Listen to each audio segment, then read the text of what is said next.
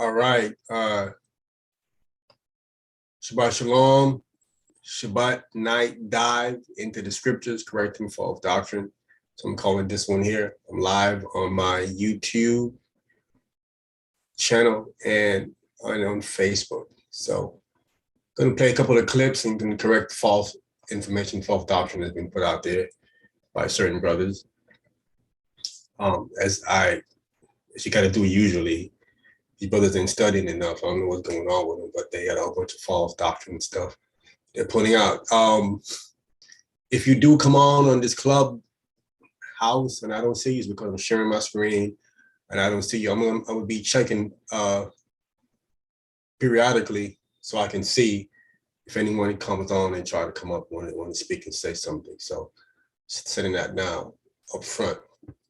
Sometimes I'll be missing people that be coming on and want to speak. So just putting that out there at the beginning. So, but before I begin, I get to give all praises, and I do mean all praises to the creator of all, the Holy One of Israel, the Ancient of Days, Yahweh, his name in Hebrew, which means I am, he is, what calls us to be, and we pay homage to his first begotten son, Hamashiach Yahweh Shai, Christ Jesus in English, which means anointed savior or anointed salvation. And as our brother Jude puts it in this letter, felt to contend for the faith that was once delivered to the saints. Okay. Got that. Hold on. See, can I minimize this right quick? I'm going to my first one right here. First video clip. As usual here. It's an interesting situation. Hold up. Pulling this up. Staying slow to come on. All right, let me pause that. Let me share the screen here. Starting off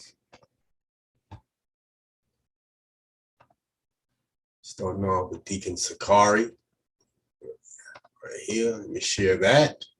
I think everyone can see that. Let me play what he says. So this is as you can see there, it's breaking proof. New Testament was originally written in Hebrew. I did a video on this, I think about maybe a year ago. I talked about this and showed the proof of this.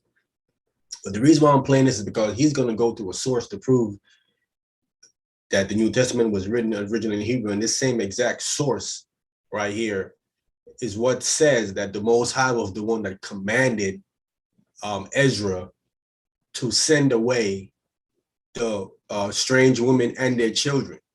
The exact same source he's pulling here. And this same source he's pulling here also states that the lineage in Matthew Chapter 1 is Mary's lineage. This Hebrew Matthew says father. It don't say husband. It said Joseph, the father of Mary, right? Not the husband of Mary. The same source that he's pulling, this source that he's pulling, not the same source, but the source that he's pulling kind of talks about it. And I'm saying that the Hebrew Matthew that he's referencing here, that was originally written in Hebrew, the Matthew, it originally says father. I just want to say that, he's talking about it, but I'm going to see how long it's going to take him to go into the Hebrew Matthew that he's saying is written in Hebrew and see that it says father there and correct their false doctrine of Christ coming through sex. It says it right there. That's father. That's Mary's lineage, right? So let me play what he says and show you the source. And I'm going to pull it up on my online. All right. This is this book. The companion Bible appendices.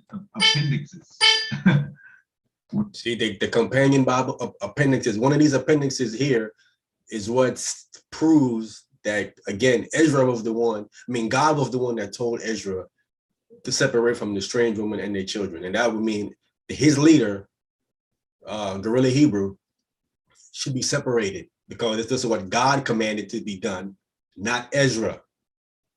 God commanded Ezra to do that. This same source here, this appendix here, which I'm gonna pull, tells you that God was the one that did that.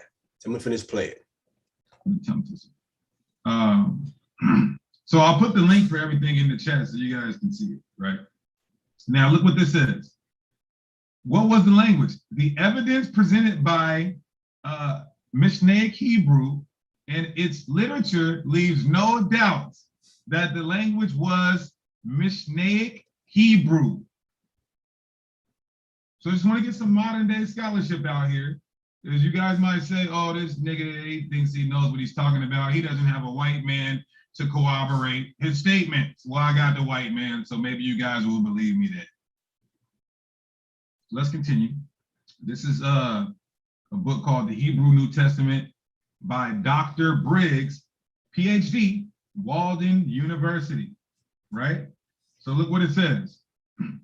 Why would Yahweh or Yahweh or the Most High inspired the disciples of Christ to write Yeshua, saying Yeshua's biography and teachings in a language that the Jews hated? Come on.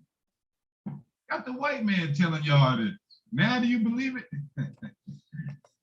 So this other source he's reading here with Dr. D. Briggs, PhD, Hebrew New Testament.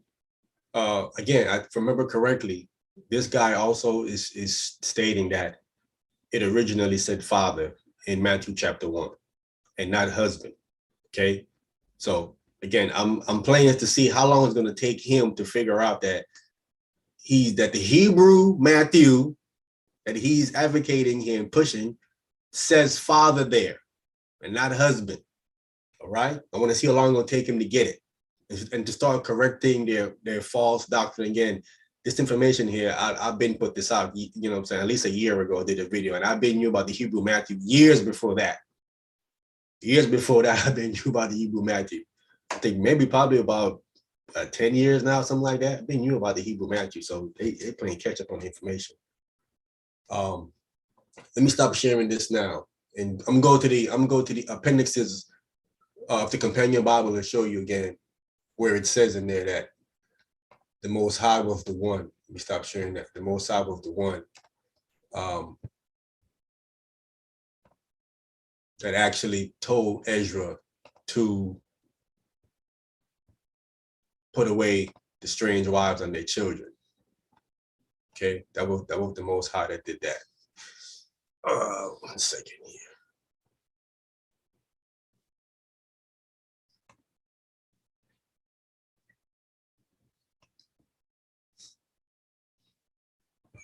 Pull it back up.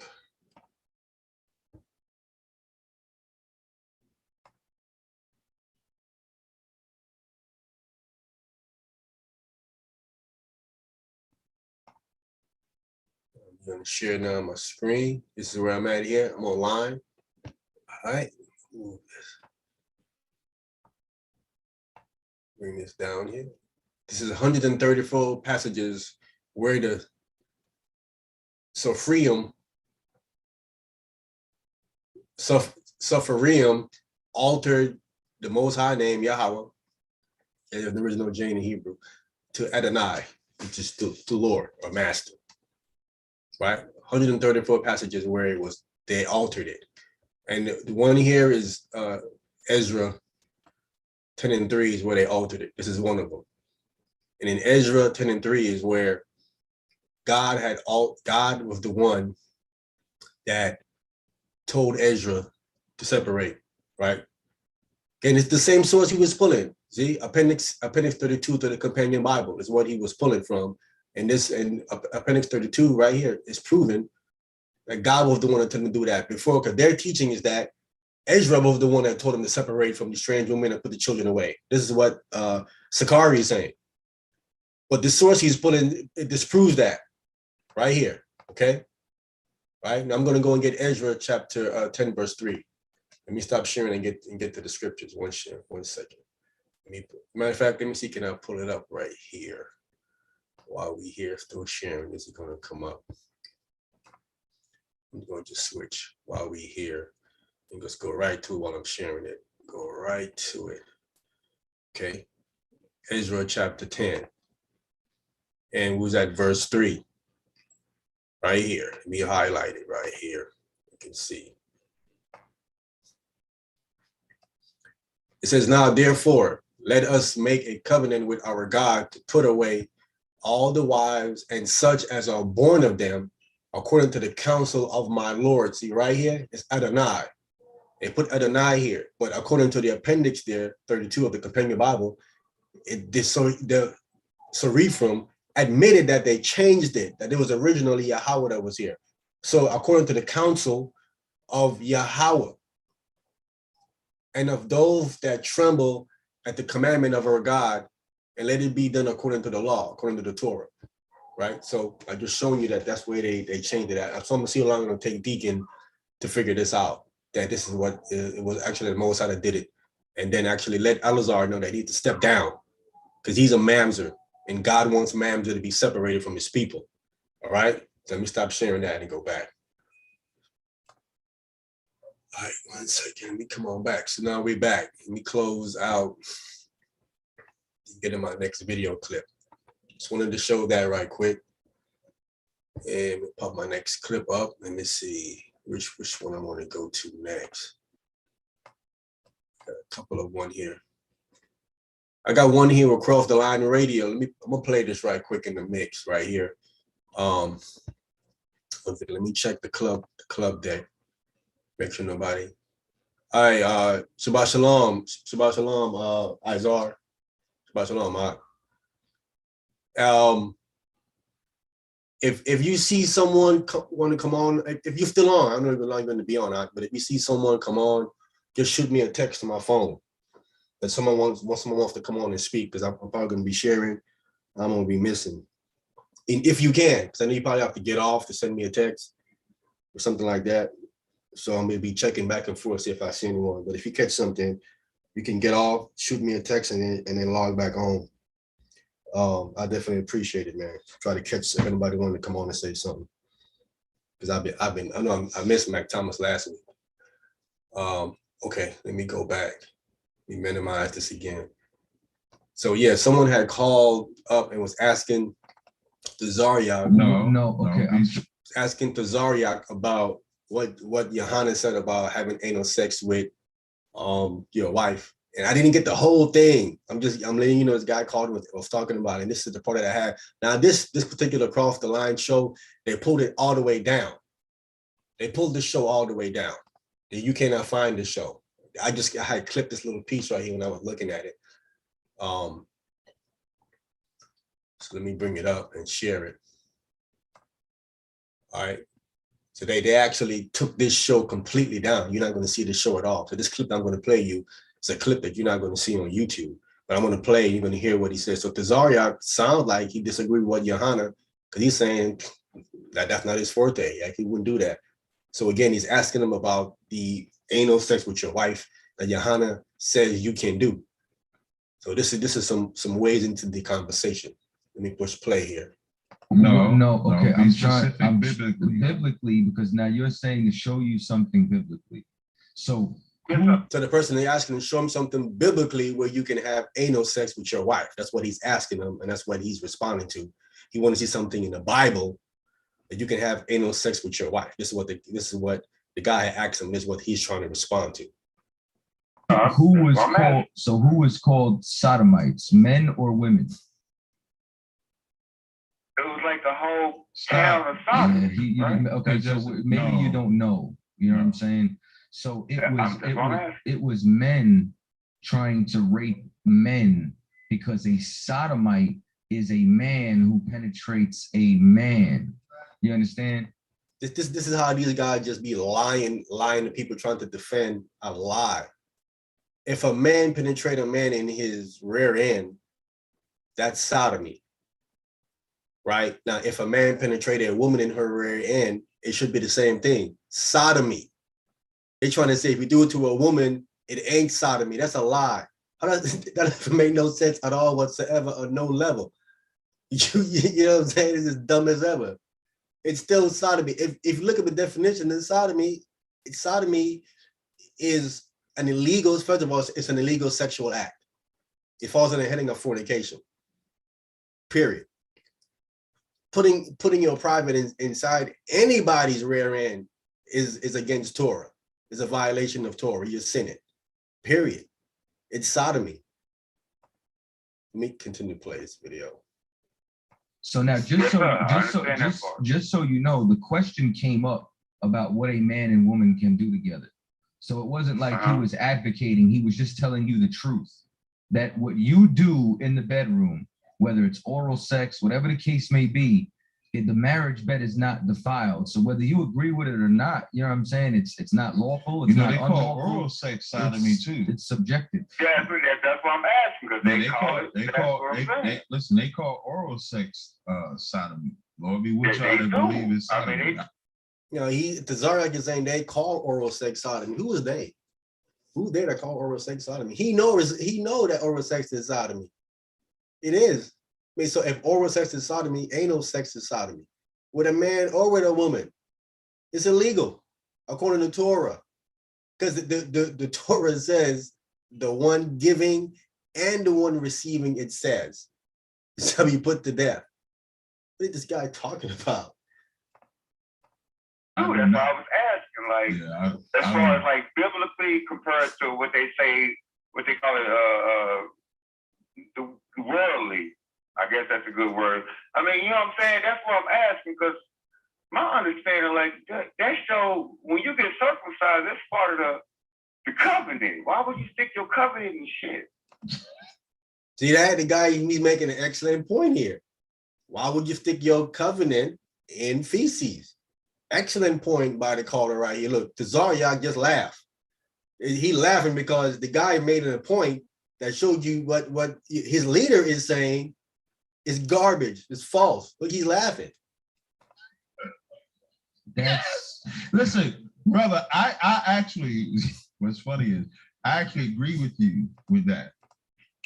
See, he agreed with that. So then if he agrees with that, then he disagreed with what Johanna is saying.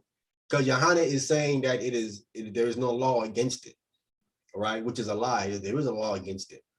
It's sodomy. And the point making, you put why circumcise your private then if you're going to do something like that and go defile it like that? The point of cutting off that foreskin is because it's defiled. It gets dirty. It holds dirt, right? It holds uncleanness. So that's why Mosai symbolizing cut that off, get rid of it. Then you're going to go ahead and put it in something to defile it. It doesn't make no sense. That's why you know it's wrong. Because again, it's not my forte. It's not. I would never do it. Never have. But so he would never do it. He never have. So again, what his leader advocate that you can do, he never do it. He wouldn't do that. That's not his forte. That's not his thing. All right. This is clearly him going against what Johanna is saying you can do. Right? Because if your leader is saying it's okay, why not? Why don't you do it? If he's saying it's okay, it's like if Christ saying something was okay, then you should be like, nah, I'm not doing that. That's how that look. They look like you are against him by him saying it's okay to do it, but you are not doing it. You know what I'm saying? Hell no. Again, but what we're explaining to you is that whatever you do with your woman, that's your business. That's not my business. I don't. That's a lie. That's a lie. You know what I'm saying? You cannot do anything you want with your woman. You can't murder her and beat her up. So if you beat her up, who business is that? You know what I'm saying? Who business is that? They don't stay between y'all two. You can't go beat your wife up. Now she's gonna go out and bring someone in, a third party to somebody else. You cannot do whatever you want to do with your woman. Stop it, man. That doesn't make no sense. No, you can't. Can you chop her up? Can you kill her there? What are you saying? You cannot do anything. You're limited what you can do with your woman. All right? So that's a lie. Well, I don't want to know what you're doing. I don't want to know either, but the way he was breaking it down, it was like it was okay, and I'm trying to like make it make sense. I'm like, wait a minute, hold on. I don't think you listen. That is exactly what Johanna was doing. He was making it sound like it's okay to do that. That's what he was saying. That's clearly what he was saying. And it's not okay to do that. You keep saying the same thing that you're saying over and over again. Yeah. All he's saying is that it's not unlawful. You choose to do it, you do.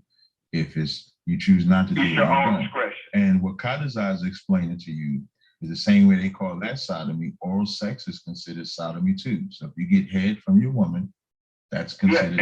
Stop talking. Yeah. Stop talking. Stop talking. I understand what you're saying. I need you to stop talking, brother. I just want you to listen so you can understand. No, brother, I'm agreeing with you. But I don't need you to talk, brother. Brother, I just want you to listen. I'm sorry. I apologize. I appreciate it. If you get oral sex from your woman, that's considered sodomy. If you give oral sex to your woman, that's considered sodomy. Lord be with y'all that suffer that affliction. But the marriage bed is undefiled. That's all that matters. So whatever you do with your woman, that's what you do with your woman. Now that's a lie. How does that make any sense? So if you married with a woman and you guys are in the bed, he trying to say anything goes. How does that make any sense? So if anything goes in the marriage bed, then can you bring another person in? Can you bring another man in there? Can you bring like an animal in there? If it's undefiled, if anything can go, how does that make any sense? You should, if that's the case, you can do whatever you want once you're married and once you jump in the bed, then all law go out the window. You do whatever you want to do, right? So that's clearly not what Paul is saying. That's not what he's saying. He's saying that when you do it correctly, when you do it the right way, go to the Father and get his permission and, do it according to the Torah, the marriage bed that way is undefiled because it's done correctly. Again, if that's the case, can you then go sleep with someone outside the nation and marry them? That marriage bed would be defiled. You can't marry outside the nation, the bed is defiled. So that Paul can be saying that you can do whatever you want to do in the marriage bed. That doesn't make no sense. I'm just pointing out that, again, you're not going to see this clip right here nowhere on YouTube because they pulled this video down. There's a lot more I wanted to bring out in this video that he was saying that shows how way off he is when it comes to this Bible. But you're not going to see this clip right here because it clearly is showing you that he disagrees with what Johanna is saying about anal sex with your wife. So I think that's the end of the video, and I'm going to end it there. Let me see if I can a couple of seconds more, and I'm going to end it there. Done. All right. In the discussion. All right, that's all I have.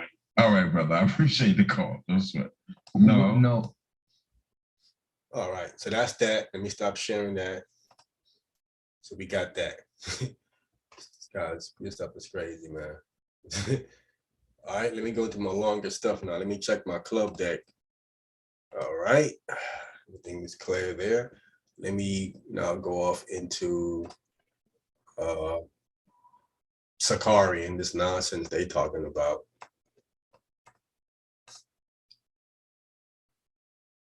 Dealing with their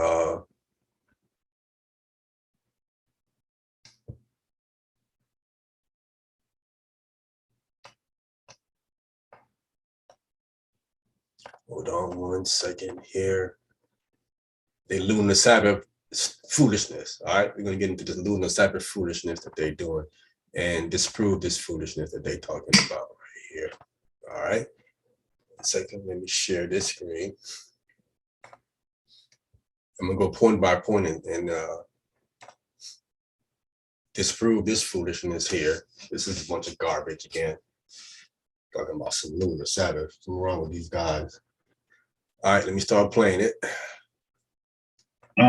I'd like to start first and foremost with addressing the common arguments against the lunar Sabbath. I think that's fair. I don't like when people give presentations or lectures and lessons without doing it from a Rogerian perspective. What is a Rogerian perspective? That's you arguing your opponent's case because your opponent is not here to argue it himself. So we got to deal with this. For the first portion, we're going to talk about the common arguments and just let you guys know how brothers may try to combat against the lunar Sabbath. And then we'll lay down our presentation after that. The first one is, oh,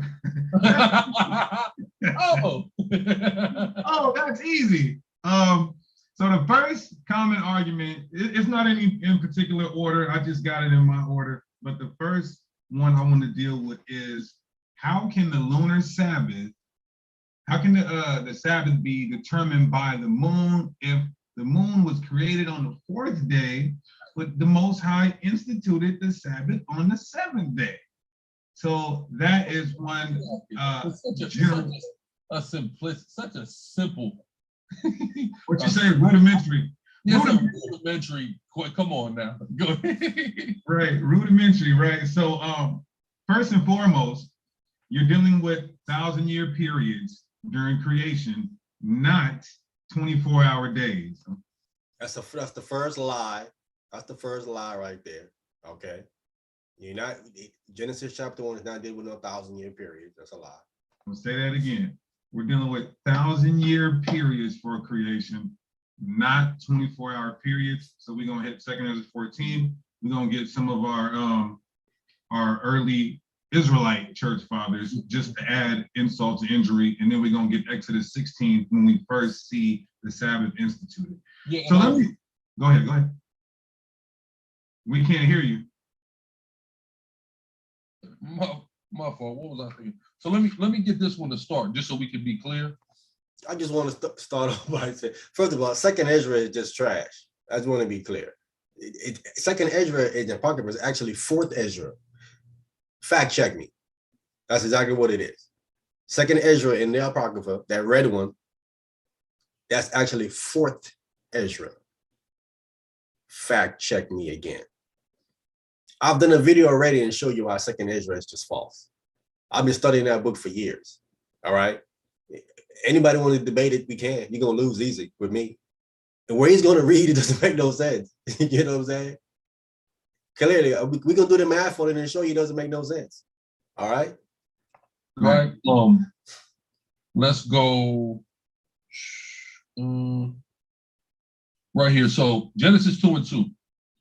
And on the 7th day, God ended his work which he had made, and he rested the 7th day from all his work which he had made. So again, he reading, he doesn't have the Holy Spirit guiding him, so he don't see that there was a mistake made right there, because he said that God ended his work on the 7th day. God wasn't working on the 7th day. He ended his work on the 6th day and rested the 7th day.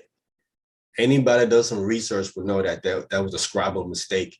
It's supposed to say 6th. He ended on the 6th day, because the scriptures say, for in 6 days, within the parameters is within 6 days, God created the heavens and the earth and rested the 7th day. So he was not working on the 7th day. So what really Hebrew did, he didn't even catch the mistake that was made by the scribe. Clearly that's incorrect, but let me keep going. Dealing with the resting of the Elohim. So let's get that in Peter. So again, if God rested the 7th day and God rested 1,000 years, is what he's saying.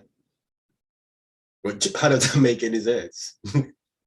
So God made man in the 6th day, right? And then the 7th day, there was nothing from God whatsoever. Nothing for an entire 1,000-year period. God was not doing anything. Nothing was happening. And we know nothing happened without God sanctioning it. God is the one that's giving all his orders for everything that happened. He's the one that's dishing all the orders out. People live and die and earth, everything goes through him. So for 1,000 years, there was nothing being done. Because the angels ain't doing this stuff on their own. They're all doing it because of orders from God. But it's not making any sense. For 1,000 years, no orders have been given from God. Nothing is going to be happening there. That don't make no sense. That's a complete lie. So then when he made man in the 6th day, Adam didn't even live 1,000 years. So Adam would have died in the 6th day. If he made him in the beginning of the 6th day, and he didn't live to see the end of the 6th day, then Adam would have died in the 6th day. And in the 7th day, that goes off into the descendants of Adam. That 1,000-year period there that he's supposed to be rested according to the math given to us with the lineages in the 5th chapter, that would have covered the flood. So during the flood, God is not saying anything, because that's within 1,000-year period when he's so-called resting. According to what they're saying, I'm just talking to you logically, show you that doesn't make any sense at all. That will definitely lean into the flood. And clearly in the flood, God is the one that's telling Noah to do these things. So he's not resting. He's still doing stuff. He's the one that closed the ark door. Anyway, but listen to this nonsense here. And the last point I want to make is that the plans were made in the 3rd day. So for 1,000 years, you didn't have no sunlight, because the sun and moon and star was made on the 4th day. So, but you know that plants need sunlight, photosynthesis, it needs that. So if you have 1,000 years of no sun, the plants would have died. Again, that's why it's 24 hours. Doesn't make any sense. All right, and again, and they got to explain how long, because it says, in the evening and the morning were the first day. How long is the evening and how long is the morning in a 1,000-year period? The evening and morning is letting you know there's a 24-hour period. Those are 24-hour classification of a 24-hour day. Those, a 24-hour day has an evening and a morning in it. A 1,000-year period don't have an evening and a morning in it. If it does, what scripture says in 1,000 years, this amount of time in 1,000 years is an evening, and this amount of time is a morning. They have to show all of that, and that's a lie. Scriptures don't advocate that. Right? That's how. Yeah, No, go ahead. This is 2 Peter 3:8.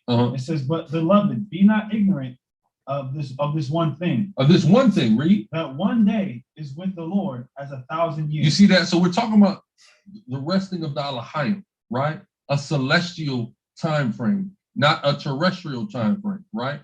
Because number one, there's not even such a thing as a terrestrial time frame when creation begins. Why? Because celestial beings are creating the terrestrial world. So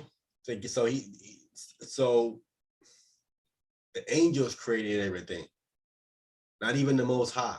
The angels created everything against what Christ said. Hold it, let me show this. Christ himself said that it was the Most High that created everything. We show this in the book of Matthew. Christ himself said this. So they don't even understand Christ. See, again, you see these guys talking about they believe in the Most High and believe in Christ. These guys are a bunch of liars. They don't believe in Christ. They don't even know the Bible. You truly can't believe in someone you don't know at all. They clearly don't know the Most High. They don't know Christ. Because if you don't know Christ, then you definitely don't know the Most High. Period. Right? So I want to come up and share this screen here. I'm gonna come back to the Sakari thing. Let me share this screen right quick. We're in Matthew, the 19th chapter. And I'm trying to get right to the answer. So verse 3 said, the Pharisees also came unto him, tempting him, and saying unto him, is it lawful for a man to put away his wife for every cause? And he answered and said unto them, have ye not read that he which made them in the beginning, made them male and female? Right here. Let me highlight this. Right here. That he which made them in the beginning, made them male and female. Christ said he. This is the Most High. Not they. The Alahayim clearly was not the one creating in the beginning. That's the Most High that did this. All right? It's the Most High that's doing this. God made Adam and Eve in the beginning. God do not know the scriptures at all whatsoever. All right? Not only that, hold up, let me get another one. We can get go to the book of Psalms. Psalms disprove them as well. Psalms, the 8th chapter. Psalm chapter 8, I think it's verse 22. What's this? No, it's not Psalms chapter 8, verse 22. I'm forgetting the psalm that goes into, 1 second, let me pull it and get it so we can get this information correct.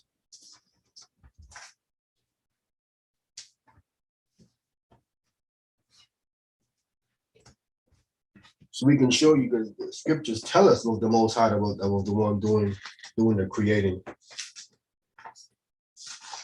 Right? So we know that it was him doing it, so we don't have to guess. Scriptures tell us. They're trying to say that it was the angels. The text don't say that. Okay.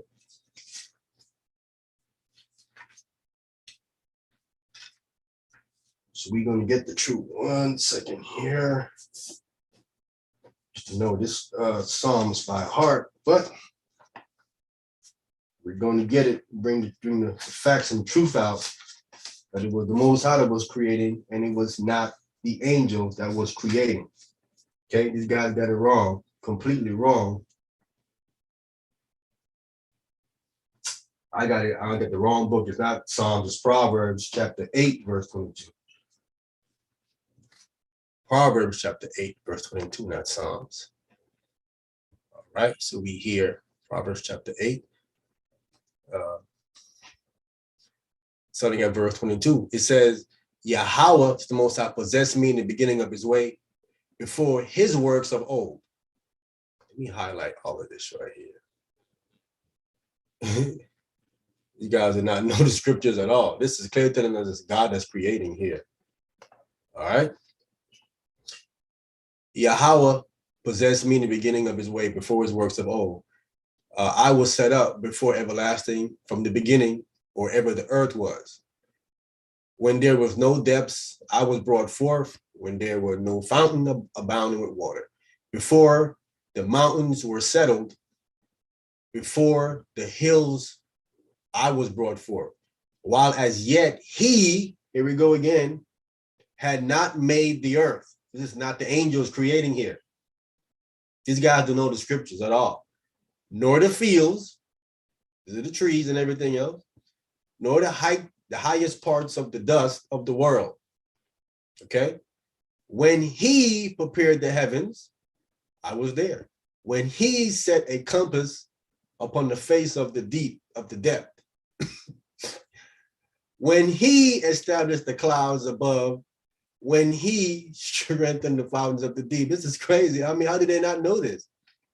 He was not the Elohim, the angel that was created, it was the Most High. When he gave to the sea his decree, that the waters should not pass his commandment, when he appointed the foundations of the earth. I mean, we can stop it right there, man. This is just crazy right here. That I'm just disproving a little. This is easy to disprove too. Easy to disprove this stuff.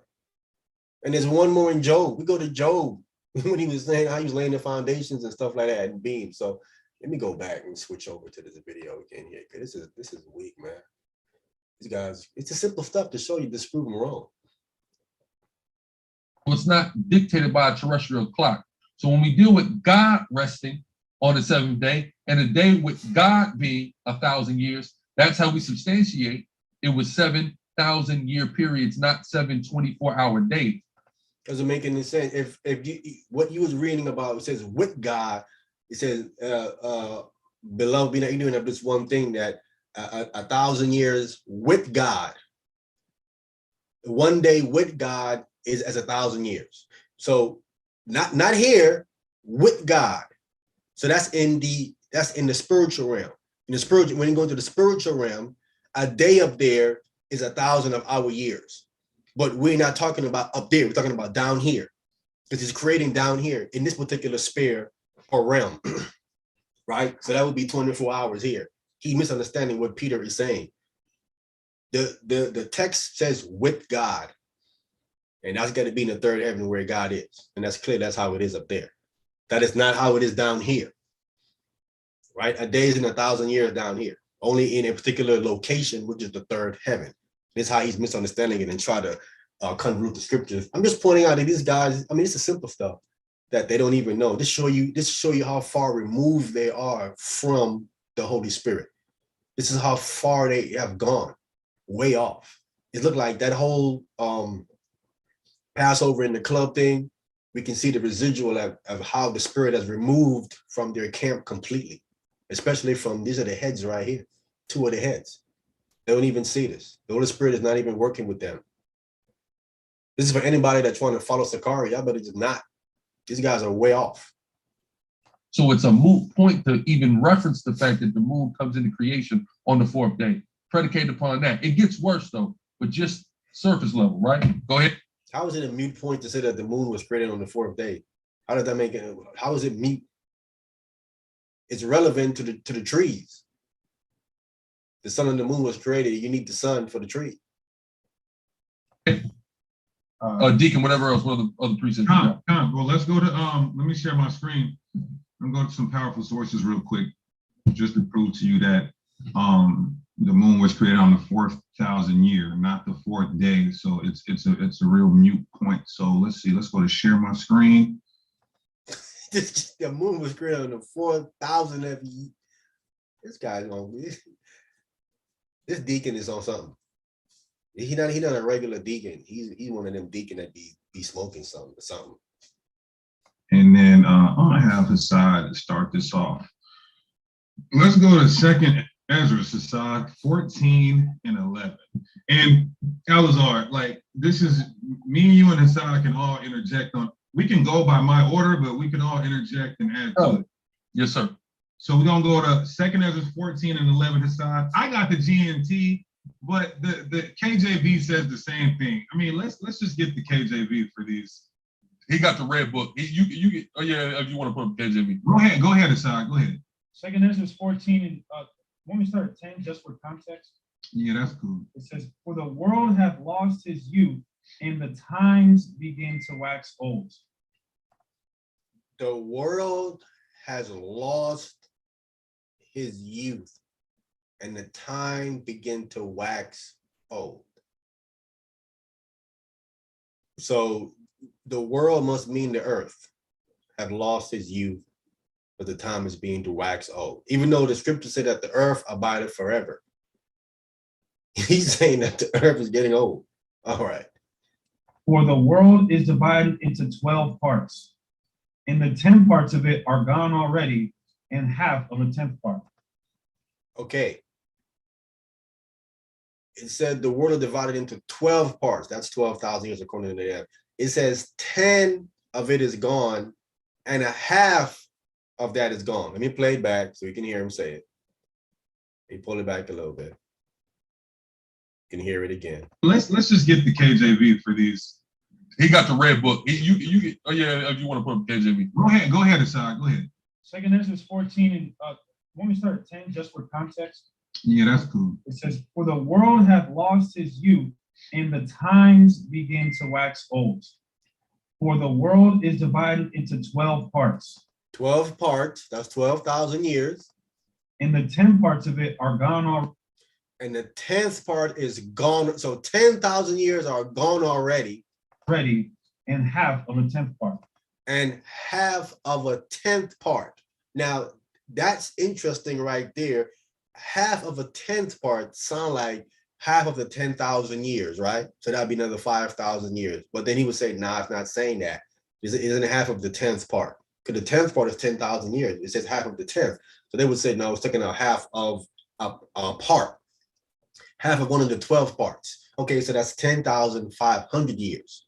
So 10,500 years is gone, according to what he just read just now. All right. If it's 12,000 years and 10,000 and a half is gone, you're only left with 1,500 years. Again, you're only left with 1,500 years if that's the case, according to what he just got through reading. And that's in the time of Ezra. Now, Ezra is about 500 years before Christ, before the 1st century. So then when the time you reach to Christ, you only have 1,000 years left. We know from at least, even if you want to go with this pagan date, we have removed more than 1,000 years from Christ. And I mean, no one's going to argue that point. From when Christ was on the scene to where we are, it's been over 1,000 years. So that would make that math completely wrong. That shows you 2nd Ezra, that's trash. That can't be factual. But watch what they try to say and twist it. All right. Right. Meaning 9.5 of the world's history is gone. Now it's not 10.5. It ain't 10 and a half. It's 9.5 now. He read it. He said 10 is gone and half of that. Half of the 10th is gone. He said, no, it doesn't mean that.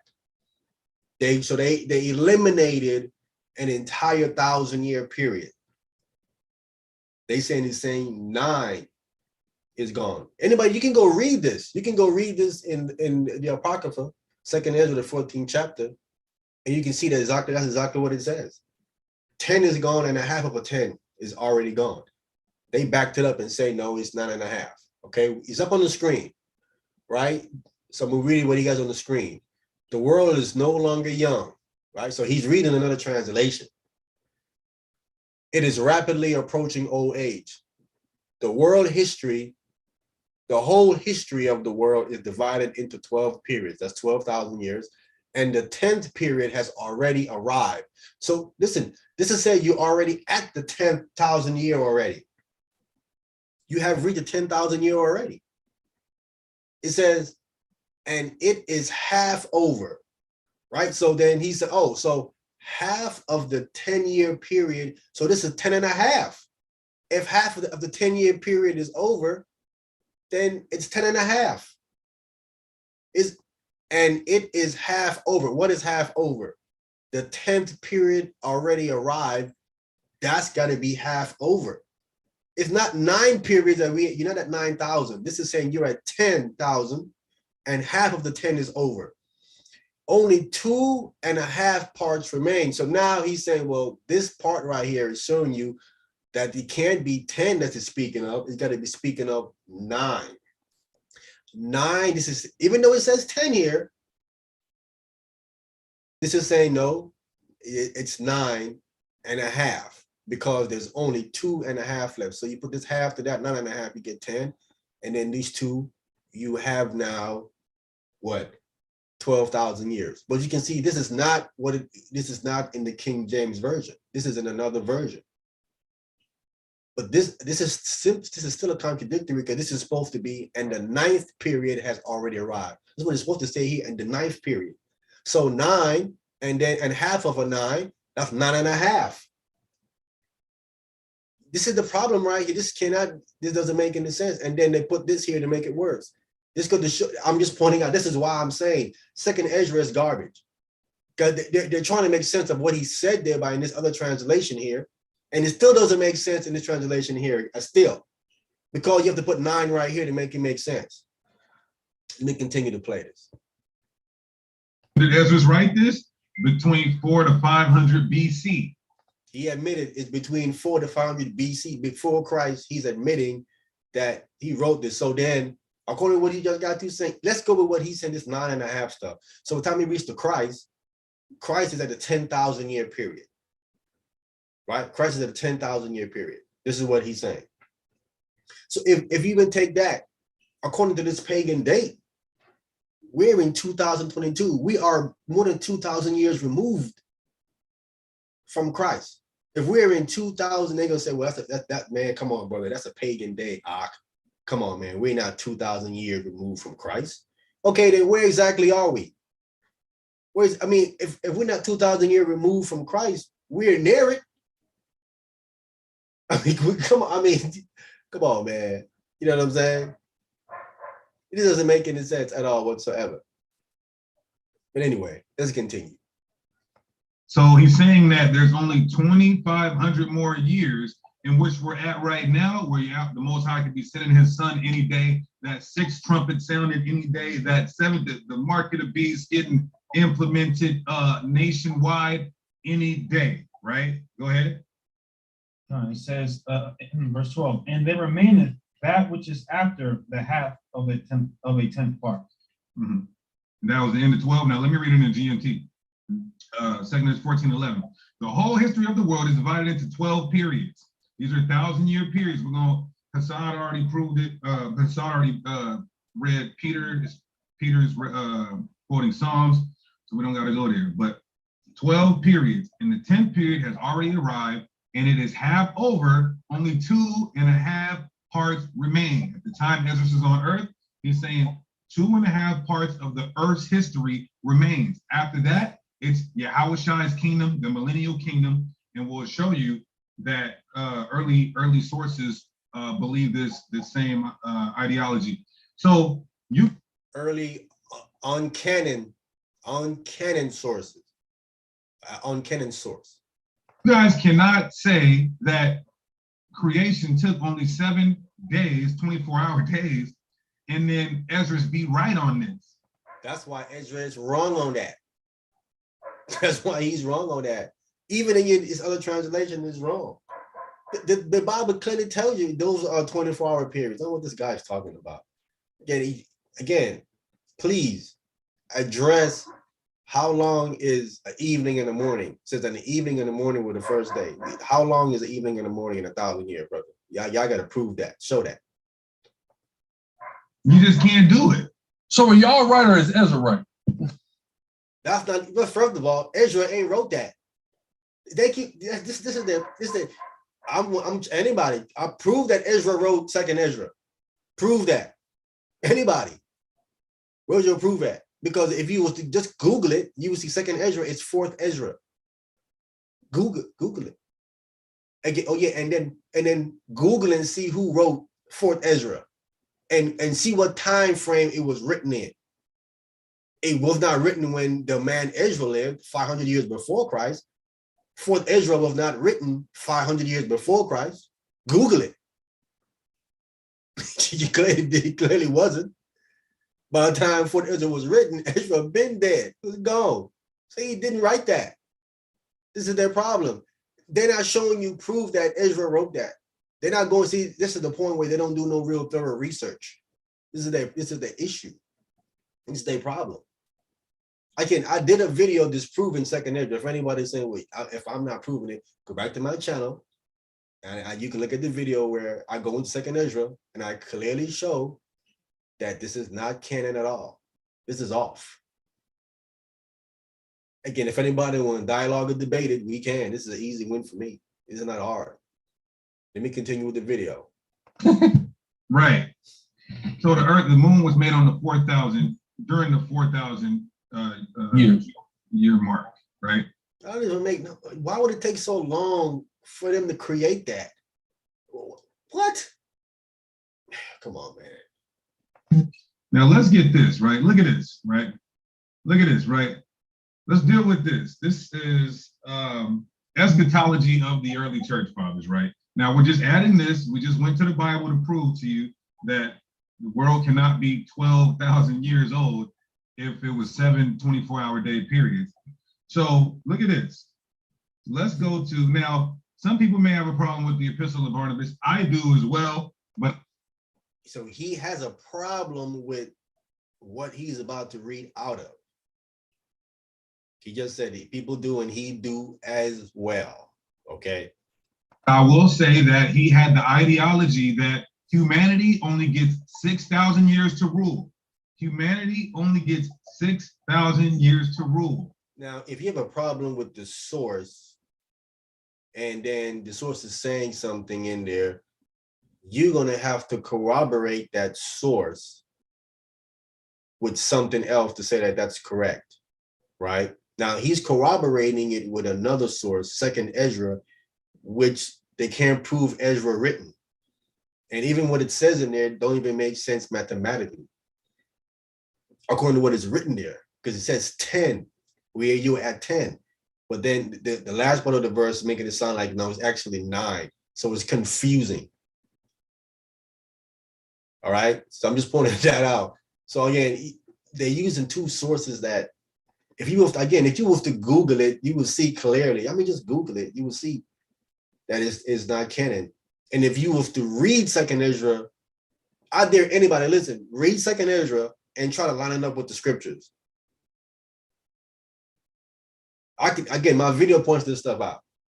All right, my video points this stuff out. Because in my video, Second Ezra says that Christ is about to come in 400 years, which is clearly a lie. Because Daniel says it's going to be 490 years before the Messiah comes. That's in Daniel's time, that he was going to 490 years. Second Ezra, according to Second Ezra, that was written 30 years into the captivity. Second Ezra, the 3rd chapter says this. So you have another 40 years into the captivity. So, I mean, go ahead. Anyway, let me continue this video. What's that? That's from after the 6,000 year, everything was done. Then it was the 7,000 year for the Al-Hayam, the rest. But after the 6,000 years, it started the reign of humanity on earth, which goes all the way up to 12,000 years, right? Which Ezra said the world would be done at that point, and then we would transition into the kingdom of Yahushua, or the kingdom of the Most High. So the angels need 1,000 years to rest. What scripture says that? doesn't make any sense. This stuff is, these guys are bugged out. For angels don't need 1,000 years. What? They ain't pulling no scriptures for what he's saying. They saying stuff, but they ain't no scripture pulled. What scripture says angels need 1,000 years to rest? Come on, man. Now look what he said. The kingdom that he clearly tells us, get 2nd Ezra 6 real quick. Hey, so he tells us what's the end of that 12th part, right? The end of that 6,000, he tells us that, right? What does that read? 2nd Ezra chapter 6, verse 9. Uh-huh. For Esau is the end of the world, Uh-huh. and Jacob is the beginning of it that follows. Hold that, go back to 14. Hold that, go back to 14, right? No, hold it, because I'm gonna need you to jump back to it. Uh-huh. Right? 2nd Ezra 14 and 10. Uh-huh. For the world hath lost his youth, Uh-huh. and the times begin to wax old. Uh-huh. For the world is divided into 12 parts. The world, read. And the 10 parts of it are gone already. Again, he's reading it. A 10th part is gone already. Look, he's reading it. The 10th part is gone. I'm just pointing out that the way it reads is not making any sense, right? If 10 parts is gone, then you are obviously beyond the 10 part. You're beyond 10,000 years. You're not at no 9,000 years. You just got through reading it. 10 parts is gone already. Huh? And half of a 10th part. Read them. And half of a 10th part also. 10 part and half of a 10 is gone. What did you do? Come on, man. This is crazy. Come on. If half of 10 is gone, it's not like you in the 11. That's like 11.5. Come on. Anyway, he's reading it. And there remaineth that which is after the half of the 10th part. Right. And then the remaining what is after the half of the 10 part, that means the other 500 years, after the 10,500 years, bring you to 11,000 years. That's what he just got through reading. But then he had to go to another translation to say something different. Go back to it. The world, right? Read that. 2nd Ezra 6 and 9. For Esau is the end of the world. Of the world. Esau is the end of the world. So the end of the heathen's reign, culminating with Esau, and then what, read? And Jacob is the beginning of it that follows. After that 6,000 years is going to be the kingdom of Israel headed by Mashiach. It's very clear what's going on here. After that 6,000 years, what? I thought after 12,000 years. Let me play it back. You hear him say it again. He says, I'm making it up. He just got through saying after 6, he says it. The end of the world. Of the world. Esau is the end of the world. So the end of the heathen's reign, culminating with Esau, and then what, read? And Jacob is the beginning of it that follows. After that 6,000 years is going to be the kingdom of Israel headed by Mashiach. After that 6,000 years, he says. He didn't say after the 12,000 years. He said after 6,000 years. I can play it back for you. Hear him say it. Okay, he continues. I'm pointing out how confused that they are, right, with their understanding of this particular lunar Sabbath nonsense. They don't understand it themselves. Very clear what's going on here, right? So go ahead. If I may, that goes right into what the time of the Gentiles is. Exactly. Yeah, I'm gonna get that scripture real quick. Yeah, I was gonna say that, but go ahead, bring that out. Oh, I'm sorry, my bad. No, you're good. You're good. Right on time, brother. Am I jumping? No, you good. You good. 21. Hey, and if you do jump, that if I it's time, we can just reiterate it because people. This is why we got Leviticus and Deuteronomy. If you jump the gun, we're gonna bring out again later. Mm-hmm. Luke 21 and 24. And they shall fall by the edge of the sword and shall be led away captive into all nations. And Jerusalem shall be trodden down of the Gentiles until the times of the Gentiles be fulfilled. Because I think that's even in the New Testament, the 3 words for worlds, cosmos, ordain, and ion. It's just it means time. But I got a precept for that because that the time. Salakia, Philip Nelson, it's 9.5, right? So it's talking about being halfway to the 10th part. That's why it says that, right? In 2nd Ezra, that's why he read it in the GNT, where it's clear in the modern English what's going on. Wait a minute. King James, that's English too. And that says 10.5. Now they got to go to this GNT stuff to try to make sense of what was written back then. And it clearly, it still don't make sense in the GNT. Right, that's why it says it's 2.5 parts left. It's halfway to the 10th part. 9.5, you see that? Only 2.5 parts remain. it doesn't say that in second Ezra in that red apocrypha. It is not saying that. I don't know what these guys, hold up. Let me get it. Let me get my red apocrypha. Let me take a quick look. I remember it saying that. You can get some clarity. Hold up.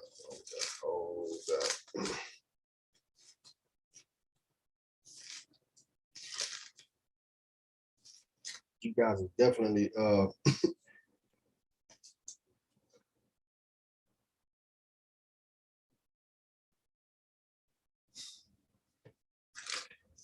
Second Ezra chapter 14.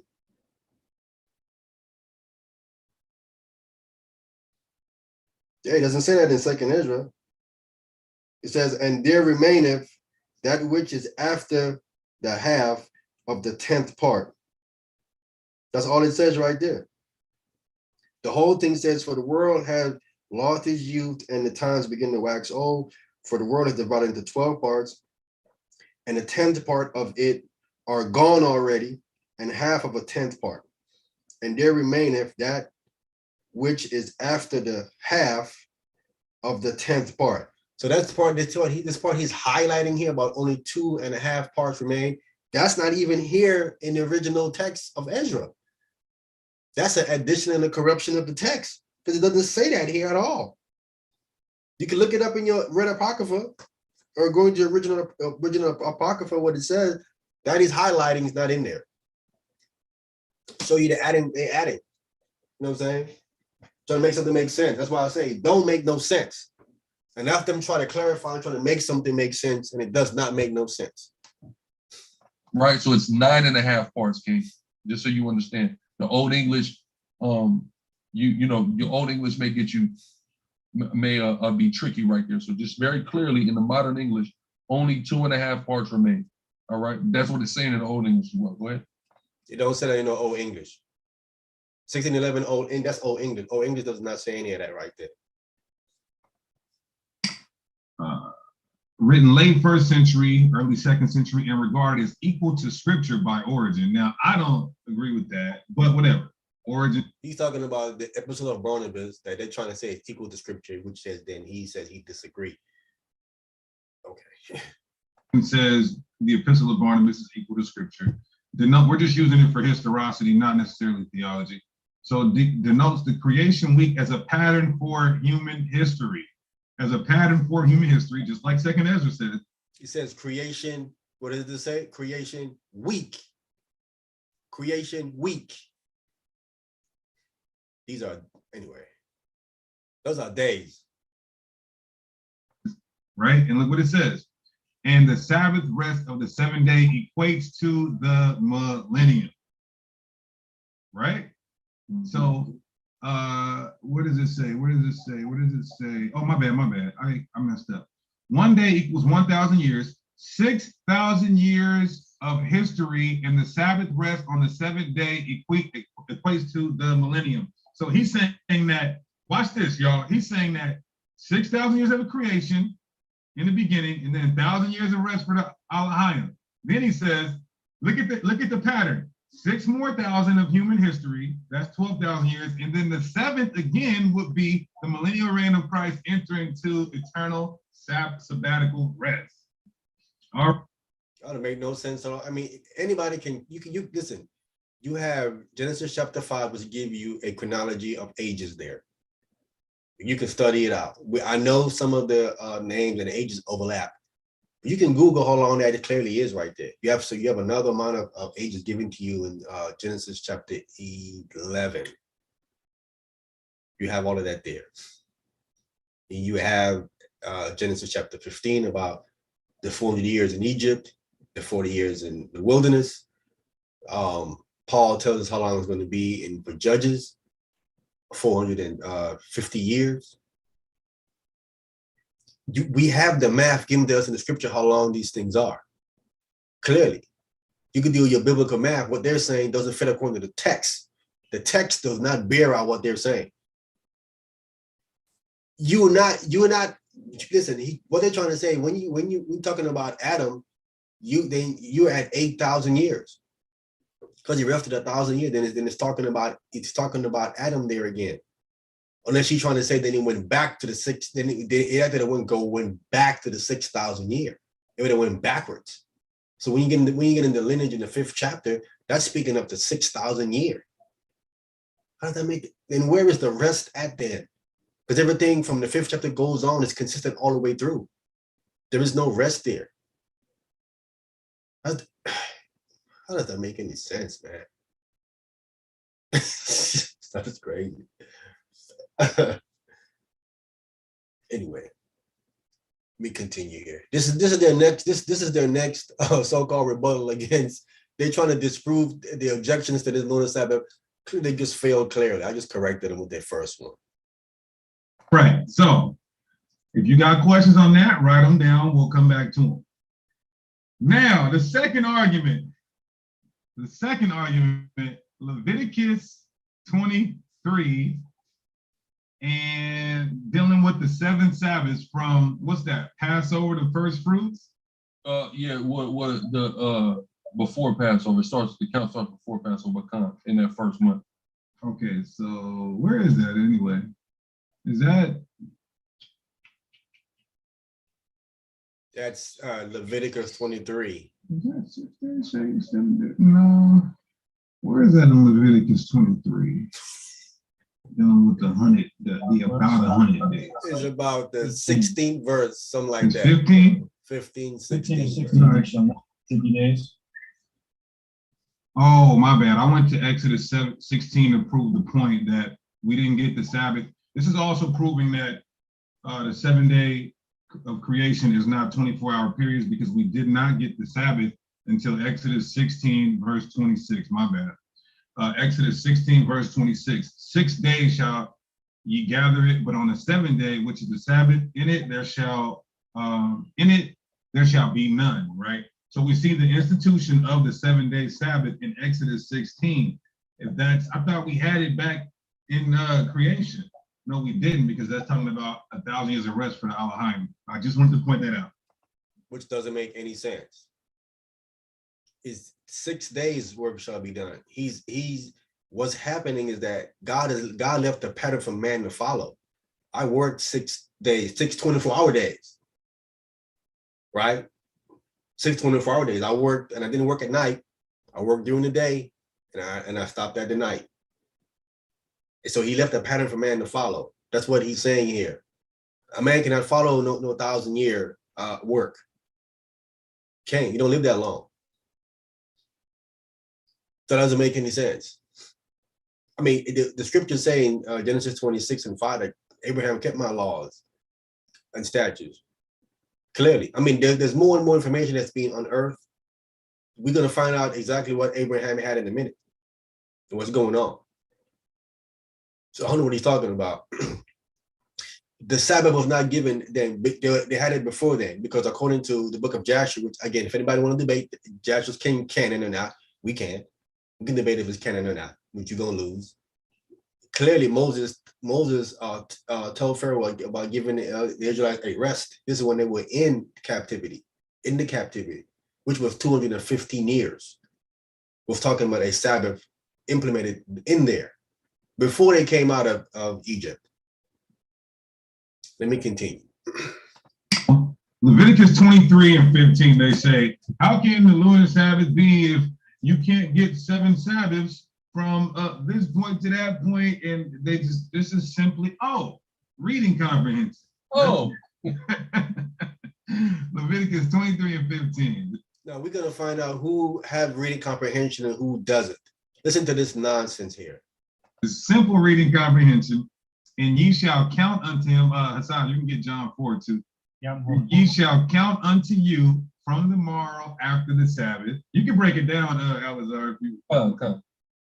From the morrow after the Sabbath, from the day that ye brought the sheaf of the wave offering, 7 Sabbaths shall be completed. So now it says, 7 Sabbaths shall be completed. Let's keep reading. Okay, 7 Sabbaths.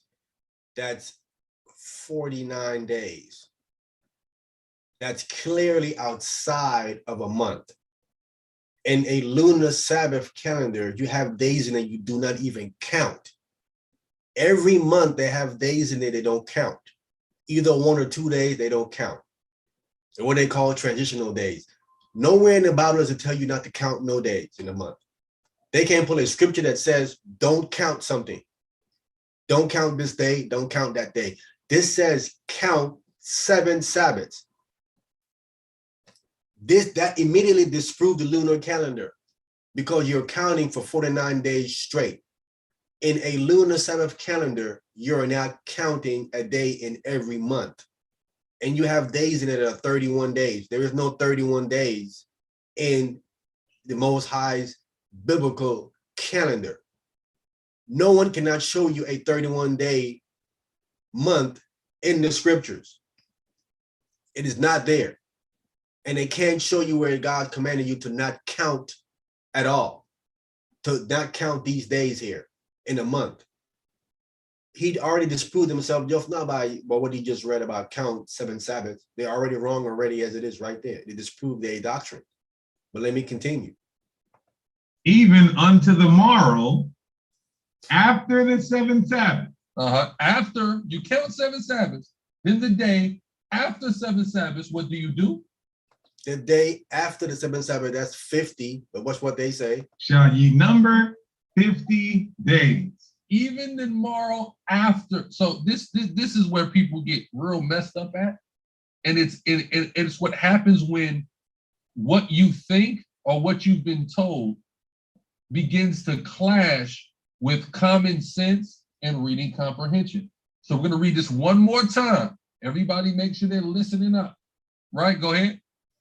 Leviticus 23:15. And ye shall count unto you from the morrow after the Sabbath. After the Sabbath. The morrow after the Sabbath, you count what? From the day that you brought the sheaf wave offering, 7 Sabbaths shall be complete. 7 Sabbaths shall be complete. Read. Even unto the morrow after the 7th Sabbath. After 7 Sabbaths are complete, read. Shall ye number 50 days. Then you number 50 days. After the completion of 7 Sabbaths, you number 50 days. Very simple and plain fluidly as you just read. Okay. After the 7th Sabbath, you shall number 50 days. The morrow after the Sabbath, that would make 50 days. He's going to say that you're going to then add a count of 50 days after the 7th Sabbath. Now, here's the thing.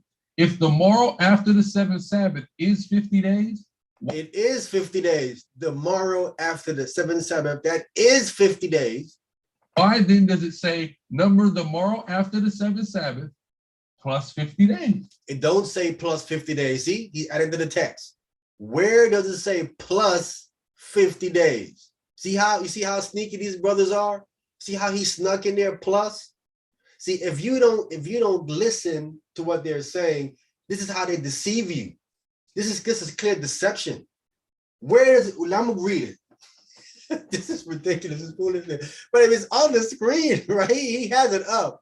He has it up right here.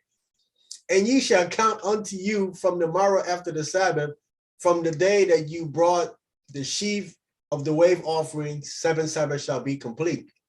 Even unto the morrow after the 7th Sabbath shall ye number 50 days, and ye shall offer a new meat offering unto the Lord.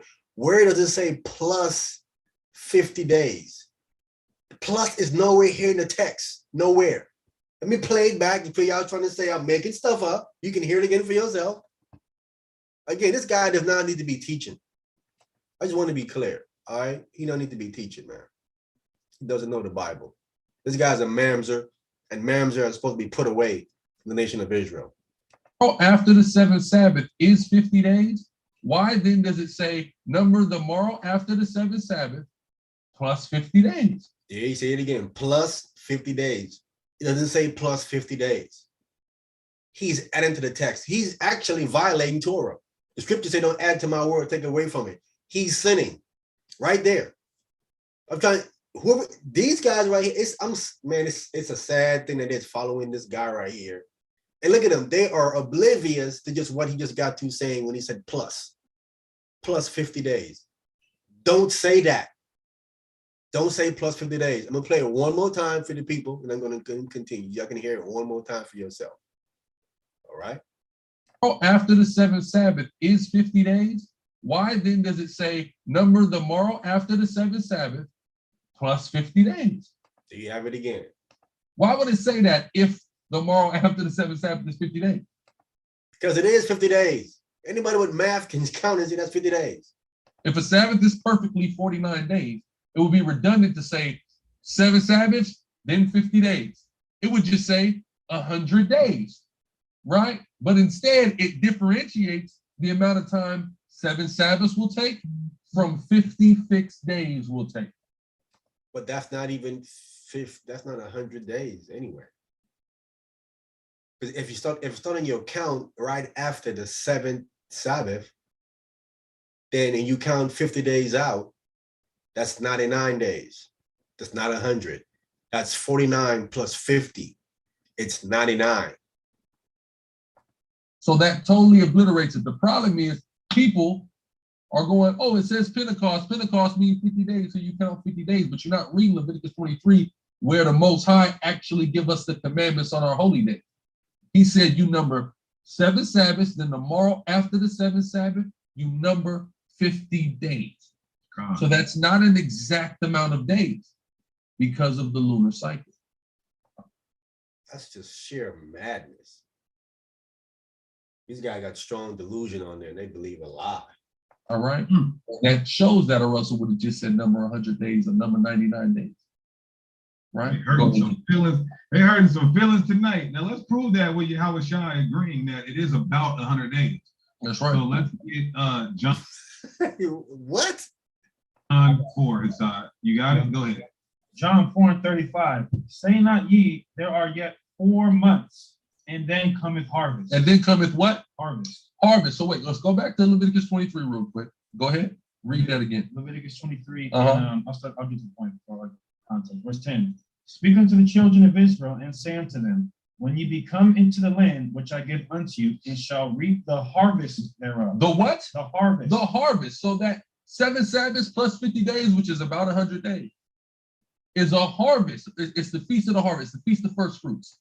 I just want to pause it there to show you that what he just got through saying is 100 days. That I'm not making it up. He just got through saying it. And it's about 100 days is what he's saying. Let me play it back because people trying to say I'm making stuff up, man. Trying to put words in this guy's mouth. He's going to say it again. It's about 100 days. That's what he's going to say. So that 7 Sabbaths plus 50 days, which is about 100 days. There he says it again.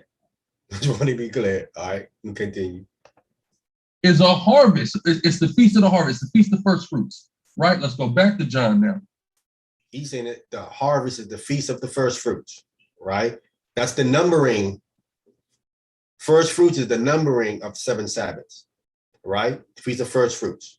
And that begins the morrow after the Sabbath, right after the Passover, unleavened bread. Okay? Let's see what Yahweh Shai said. Go ahead. John 4:35. Say not ye, there are yet 4 months. There are what? Yet 4 months. 4 months, then what? Then cometh the harvest. Then cometh the harvest. From the first month of the year, if I number 50 days, like they're telling me to, what month does that put me in? The second month, right? Because a month got 30 days, right? So that puts me about 20 days into the second month. But Yahweh Shai said the harvest is in the 4th month, right? 100 days puts me what? 10 days into the 4th month. Now, Christ did not say the harvest was 4 months out from the beginning of the year. That's not what the scriptures got to saying. They did not say that at all. Dude's lying. Say not that it's 4 months of the harvest. That would back you up before. It will back you up before harvest. What are you guys talking about? How is it 4 months? Christ never said that was 4 months out. Or about that, right? Right there in that 4th month. So according to Mashiach Yahweh Shai, the harvest is in the 4th month, not the 2nd month. So Pentecost is not actually 50 days from that. It's actually 7 Sabbaths plus 50 days, because that's the only way to put it in the 4th month. 50 days don't put you in the 4th month. No, he cannot find a text in the Bible or any historical source to show you that the Israelites celebrated Pentecost in the 4th month. Anybody find it? Find a source where the Israelites that was keeping Torah, not them crazy Israelite that was keeping Torah, celebrated Pentecost in the 4th month. Where's that in? Where's that anywhere? Any source? Where's that in the Bible? Where is that anywhere? This guy's crazy. It's just not there. Stop it, bro. Right? So now your understanding of Pentecost has been through the spirit of fire, Yahweh Shem Shai, thoroughly debunked, right? No, it has not. You have. You can't find a source that Israelites celebrated it in the 4th month. You're now going to have to take that argument off the table, just like the 724-hour day, 4th day argument. That's done. That's really done. Or you're going to really have to fight plainly against the Bible, right? 2nd Ezra is not the Bible. So stop it. That's not in 2nd Ezra. That's not inspired information there. Not at all. Again, I would debate it or dialogue it with anybody. It's an easy win for me. We didn't go into any mysticism right here or anything. This is all plain stuff. You did go into adding to the text though, because you said plus, and nothing says plus 50 days. You added. A day to the Lord is 1,000 years. Ezra said the world is put into 12,000, is split into 12,000 years, right? Doesn't say 12,000 till 12,000 parts. You interpreting parts to mean years. I'm just being technical now because they're getting crazy. 2,500 years remain from the time of his life, which was 2,500 years ago, right? Look at it. He just said which is 2,500 years ago.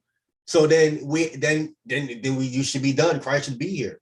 According to the statement right there, if it's 25 years ago since he said it, that what was left, then Christ should be here. The time is up. According to his own statement just now, it's 2,500 years ago. Let me play it again. Let me see, I'm making this stuff up. Back up just a little bit. You can hear him say it. We didn't go into any mysticism right here or anything. This is all plain stuff. A day to the Lord is 1,000 years. Ezra said the world is put into 12,000, is split into 12,000 years, right? 2,500 years remain from the time of his life, which was 2,500 years ago. See that? 2,500 years remain from Ezra's life, which is 2,500 years ago. You dudes confused. Because what are you saying Christ should be there? Because the time is up. Let me continue to play it. Right? Then we have early church fathers also attesting to that. But we can keep them off the table. The scriptures is plain. Early church father in attesting to that. The episode of Barnabas is they can't prove Barnabas, the one that rolled with Paul for a minute there, wrote that. They can't even prove that. This is the problem with these guys. They can't prove that. It don't even line up with the math given in the text of the Bible with this whole 12,000 year thing. That don't even line up. We got the prophecies that's plain. Then we got the law that's plain, 7 Sabbaths plus 50 days. Then we have Yahweh Shai uttering the same sentiment, the harvest being in the 4th month. Christ never said that harvest in the 4th month. That's not what he said. He's lying on the Messiah. Look at that. He's twisted. These guys twisting the Messiah word just like Christians twist Paul's writings. Which doesn't add up to 50 days. See that? Because you can't count. That's why. So the next common argument they make is, show me transitional days in the Bible. Listen to this nonsense. Transitional day, one text. Anyway. Oh. Oh, that's easy. There's a lot of inside joking going on today, my brothers and sisters, right? But so we're going to show them from an archaeological perspective or a historical perspective and biblical evidence of the transitional day. Transitional day meaning that the 7-day cycle is broken by a transitional day, or any day for that matter, right? Because our brothers and sisters seem to think that the monthly cycle and the weekly cycle are on different cycles, Yeah, But the Bible teaches that the weeks are confined to the month. Go ahead, brother. It's a lot here. You know, it's funny how we'll be asked to prove transitional, which is not a problem, but these same people can't prove that there's two different calendars. Show me that there's two different calendars in the Bible. There are, I mean, I'm getting to this information right now, but what he doesn't know, I guess they're gonna get to that point, but when the kingdom was split, the southern kingdom started their calendar in the fall in Tishri. And the northern kingdom of Israel started theirs, as we look at it, in the spring.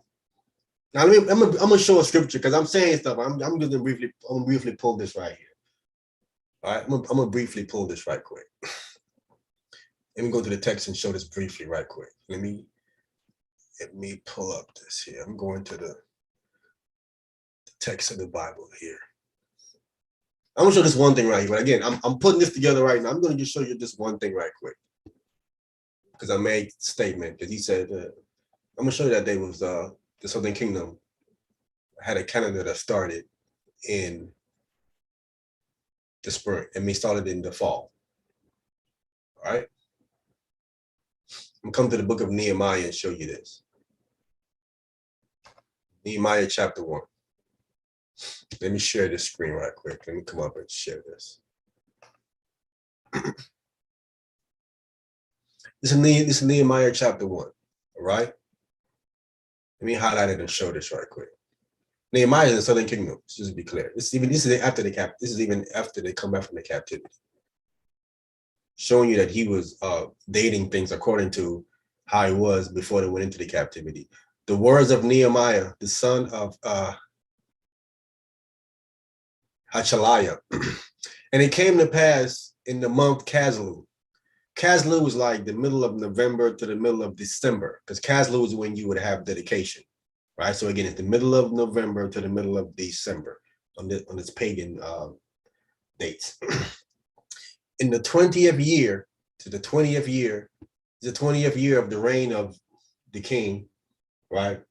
Artaxerxes, I was in Shushan, the palace, right? So we're in December. We're in the middle of November to the middle of December. We cast through the 20th year, all right?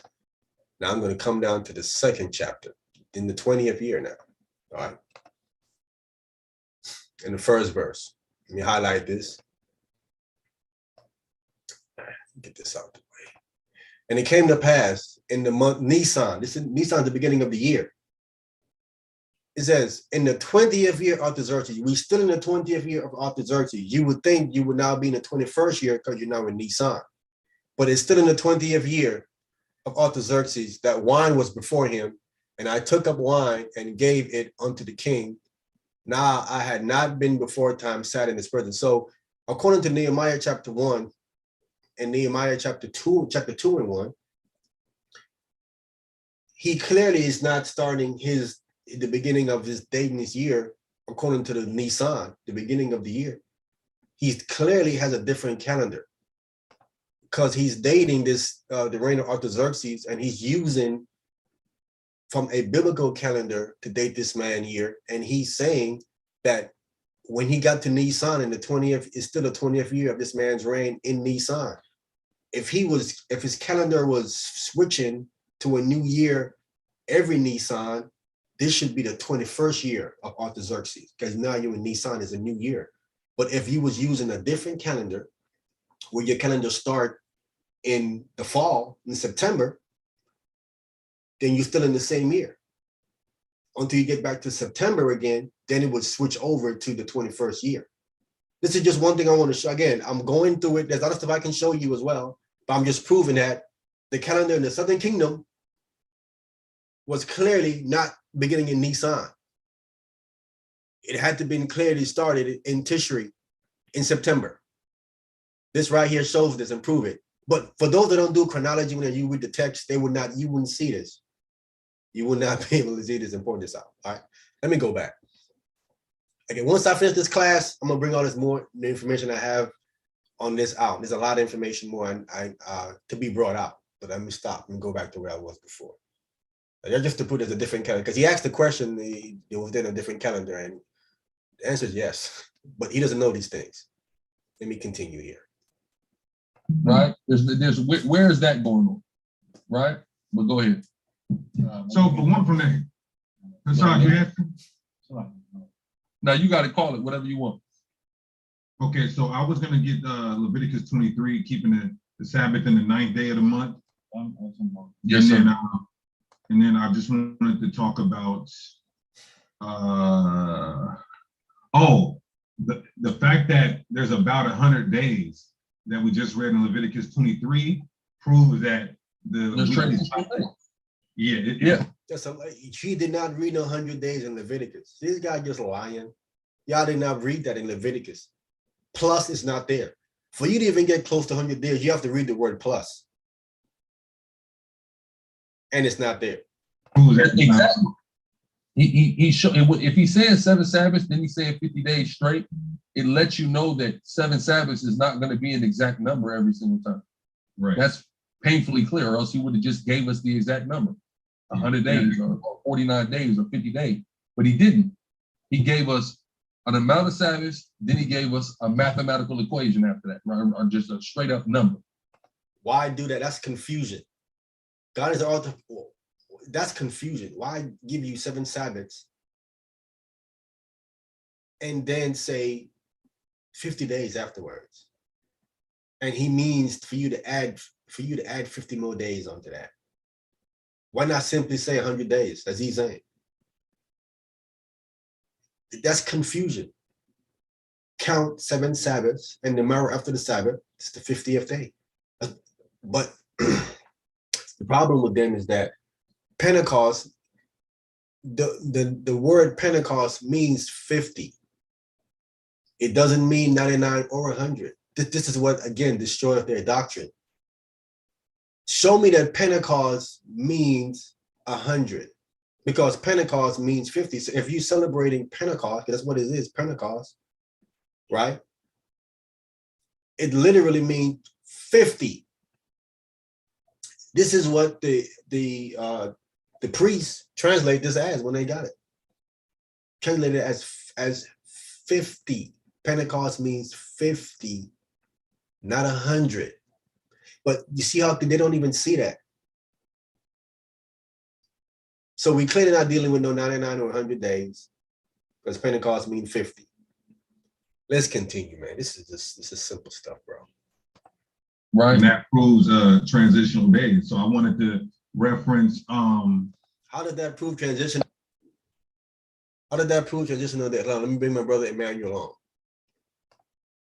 1 second. Hey, Shabbat Shalom. Shabbat Shalom, Mark. Shabbat Shalom. All right, I'm gonna continue my clip here, playing this guy's this stuff they're saying here. Second Adar. I don't know if you guys are familiar with that, but yes. Second, the very fact that we had a 13th month this year that we are right here in this pagan 2022, there is actually going to be an additional month added on to the biblical calendar. It will be an Adar 2 or an Adar Ba, right? It's an additional month actually this particular year here, 2022. Adding, so pushing the Passover all the way into April, right? I think it's April 16th on the Shabbat. Let me continue the video. In our ancient, unwritten, I'll say unwritten, because we didn't have a written calendar. Well, we didn't have a written calendar, and there's no way this calendar works without second Adar. We didn't have a written calendar. This is a lie. We did have a written calendar. The calendar of Giza, which dates all the way back to the time of David, is a calendar written. Guys, you don't do no research. The Giza calendar. Oh, this is dumb, bro. I have to continue, man. Again, and the Giza calendar also tells you that the Southern Kingdom started their year in the fall.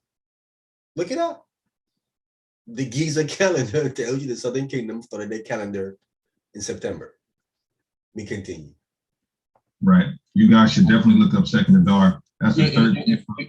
So like, if y'all don't know about the leap, how Hebrew leap year works, then you really don't understand, the functions of the calendar. This calendar, a lunar-based calendar, can't work without leap years in it, right? Or else it'll put the seasons totally out of whack, right? What do I mean? If you just went 12 months every year solely by the moon, you'll be having Passover in December in no time. In about 2-3 years, Passover will be in December. So there has to be something that keeps it on track. So what keeps it on track is what's called Second Adar, right? Because our calendar was entirely predicated upon observation. So when those who were charged with observing the movements of the sun, moon, and stars, to blow the trumpet to notify us of things, on certain years, they would give us what we call the second month of Adar, which is the 13th month of the year, which keeps our calendar on track. All right. He's gonna go into it now with some history. If you don't believe us, look it up. If you don't think there's a second Adar, that's fine. Good luck keeping your calendar. All right. You'll be having Passover in accordance with Christmas. Right. But go ahead. Tom, that's pretty much it. You broke it down. It's historical, no Hebrew scholar. I mean, you guys should know this. You call yourself Hebrew Israelites. You should know about 2 Adar or Adar 2. So and most of y'all out there, y'all follow the teachers in one camp or another. All the camps follow second. All the camps believe in and follow second Adar. All of them. Let's get another biblical example of transitional days. So go ahead, Asad. Leviticus 23 and 26. It says, "And the Lord spake unto Moses, saying, Also on the 10th day of this 7th month, there shall be a day of atonement. It shall be a holy convocation unto you, and ye shall afflict your souls, and offer an offering made by fire unto the Lord." It says, "And ye shall do no work in that same day, for it is a day of atonement, to make an atonement for you before the Lord your God." Verse 32. It says, "It shall be unto you a Sabbath of rest, and ye shall afflict your souls. In the 9th day of the month at even, from even unto even shall you celebrate your Sabbath." So now he's telling you, if the Sabbath is every 7th day, and you got a problem with transitional days, it's here telling you that you got to keep your Sabbath on the 9th day. I know it don't. These guys are crazy. It does not say that. You keep on the 9th day. They see, they clearly don't understand the Bible. They clearly don't understand the Bible at all whatsoever. Emmanuel, you there?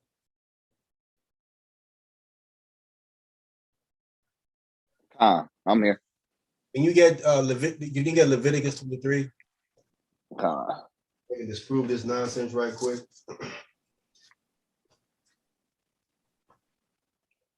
Guys, we got to know the Bible.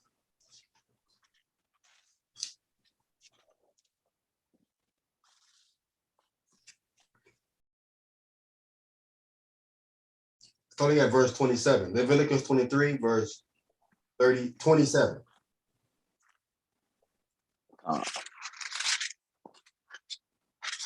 This is the book of Leviticus, chapter 23, verse 27. "Also on the 10th day of this 7th month, there shall be a day of atonement.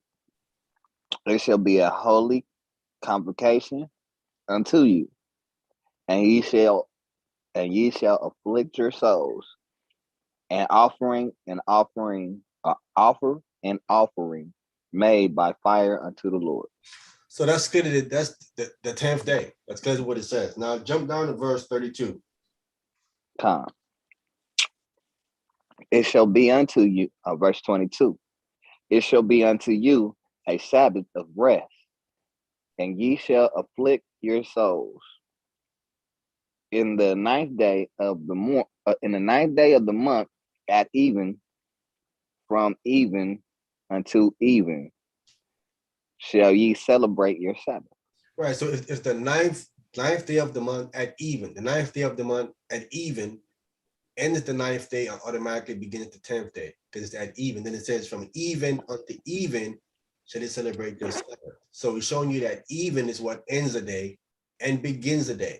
That's why it specifically says the 9th day at even, it says. That ended the 9th day and automatically began the 10th day, which harmonizes what it says in verse 27, that on the 10th day, the 9th day at even is the 10th day. I'm explaining it because they don't know what they're talking about. It's not telling you to, no one is celebrating atonement on the 9th day. No Israelites have ever done that. Let me continue with this video, man. This guy's crazy. You know, that proves offsetting the 7-day fleece cycle to at one point or another. Yeah, because let's go back, Day of Atonement. Some people kept it in October, but most people kept it on the same or around the time that we kept it, right? So let's go back to look at the date that was again real quick. Right, so we had pre-atonement Sabbath. Okay, Day of Atonement was September 15th, right? Okay, so around that time. So September 15th was Wednesday. So this is September, all right, not October. So if anybody kept the Sabbath, you see what I'm saying? So it would be the day before that. So that would be the 14th. Or if you kept it the 16th, it would have been the 15th. That means your Sabbath was Tuesday or Wednesday that week. Right? Read that again. Leviticus 23 and 32. It shall be unto you a Sabbath of rest, and you shall afflict your souls. That's talking about the Day of Atonement now, but read. In the 9th day. In the 9th day, the day before the Day of Atonement, read. In the 9th day of the month at even. At even. See, they're missing that little minor point there, at even. That ended the 9th day. See how they just read over that? Because this Holy Spirit is not working with them. Why does it say at even? The 9th day at even. What is that telling you? See, they're not explaining that. At even is the end of the 9th day. It's actually not the 10th day. From even unto even shall you celebrate your Sabbath. That's when you celebrate your Sabbath, the day before the Day of Atonement. What? You celebrate, this is the confusion. You celebrate your Sabbath before the Day of Atonement. The Day of Atonement, that is a Sabbath. So you have a back-to-back Sabbath. One on the 9th and one on the 10th is what they're saying. And the text does not say any of that. There is no back-to-back Sabbath there. He cannot show you a text, a document where the Israelites celebrated and the atonement was a back-to-back Sabbath. You can't show that nowhere in the Bible or no historical records of Israelites in our culture, but did nothing like that. Completely false. It's all on one day, the 10th day. So that would have translated to either the 14th or the 15th day of September for most of Israel. Some people again kept in October, but that would be Tuesday or Wednesday, right? So if it's a 7-day cycle, it's always a 7-day cycle, then but you kept a Sabbath 2 to 3 days later. Our high holy days are Sabbath, and they don't fall on the 7-day cycle. His point is just dumb, right? It's dumb. The high holy days are Sabbath, but they're not dealing with the weekly Sabbath. So those can fall on any day during the 7-day cycle. That does not make it the 7-day cycle. It's not a 7-day cycle, right? Keeping the Sabbath 2 to 3 days after another one. So that demonstrates to everybody who has it stuck in their mind that the Sabbath is some type of fixed 7-day thing that happens every 7 days, no matter what, all the time. You clearly don't understand the Torah. You don't, what? You don't understand the Bible. The 7-day cycle is, let's get it so we can shut this foolishness up. All right, can we get, Emmanuel, you there? We can shut this down right quick. I'm here. Let's get Daniel chapter 9. 7-day cycle is in the Bible. This guy doesn't understand it. He don't understand the Bible. I just want to get right to the point, but we got to push on. Daniel chapter 9. And let's get verse 27. Let's get right to the point.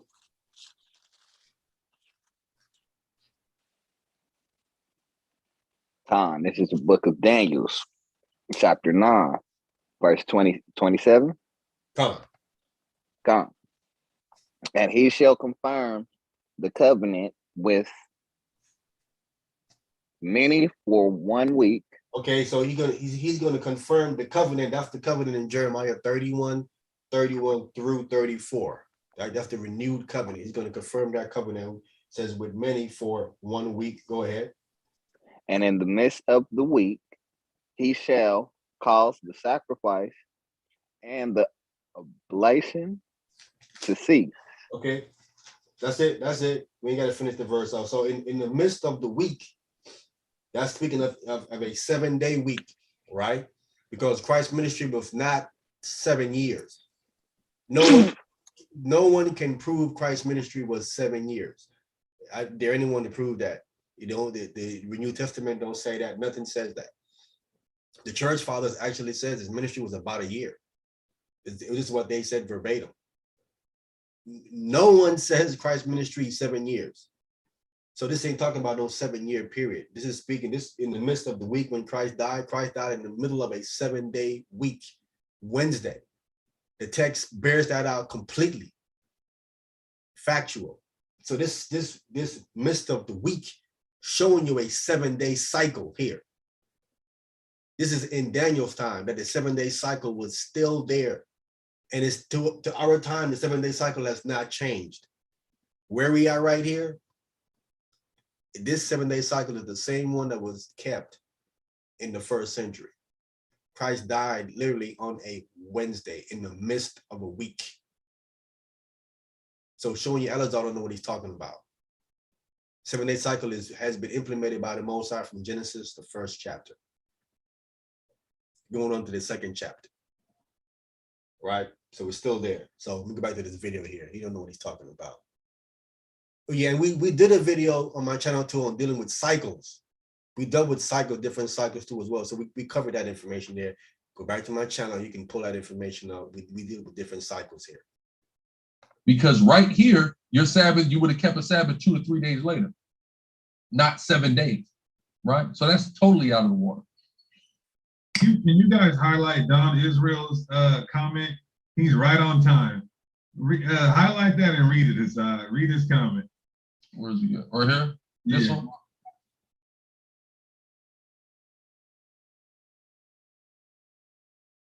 Yeah. He said, this is such a little issue. I met somebody who does the Sabbath on Wednesday, but every time I bring up 1 Samuel 20, I never had a brother able to answer it. Oh! Oh! It's good because that's right on time, because that's literally my next point. The King David issue. The good old King David issue. So somebody, hey, for all your questions, brothers and sisters, just wait and we'll get to them, Lord willing. We'll try to breeze through this presentation so that we can interact with you guys as well. But look, the bombs haven't even dropped yet. Don't put no bombs in the chat. At all. Hey, look, y'all, we ain't even started yet. Through the Spirit, this is. So people go to King David, and say, he ate the showbread, that was on the Sabbath. Okay, cool, that's fine. He ate the showbread that was only baked on the Sabbath, and it was only 3 days since he came out. So the King David issue that can't be the new moon Sabbath. Oh, because their argument is that he came out, it was the new moon, he hid for 3 days, and then the bread was being baked after only 3 days when the bread's only being baked on the Sabbath. That's their point, right? So let's watch, let's read this. 1 Samuel 20 and 5. 1 Samuel chapter 20, verse 5. Look what it said. And David said unto Jonathan, behold, tomorrow is the new moon, and I should not fail to sit with the king at meat, but let me go that I may hide myself in the field until the 3rd day. Understand that? So he hid for 3 days, right? It says unto the 3rd day. So the 3rd day is you're on the 3rd day. You're not after the 3rd day. This is on the 3rd. He's hiding himself in the field unto the 3rd day at even. Okay. At the end of the 3rd day, because you're at even again, which makes it the end of the 3rd day. All right. So then I bring it up into the 4th day. Now, he's hiding for 3 days. Hiding. Yeah. Now let's read verse 19. And when thou hast stayed there 3 days, Then shalt thou go down quickly and come to the place where thou didst hide thyself when the business was in hand, and shall remain by the stone of Ezel. And I ain't talking about the late Ezel, right? Or Ezel's chicken. Or Ezel.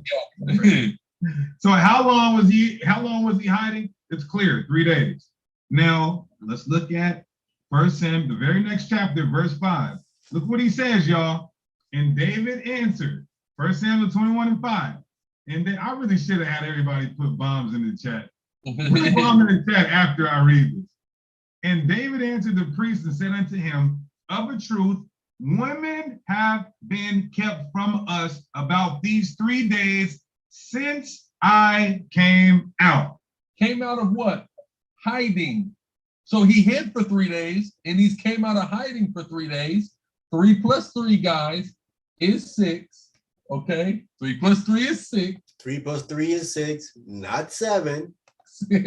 Which means what? This would be going into a refreshing of the showbread on the 7th day. But how does that make any sense? You saying 3 plus 3, he's on the 6th day if you're saying that it's been 3 days. That's 6 days. He's on the 6th day saying is when he ate the showbread, actually on the 6th day. You're adding another day. This is the confusion.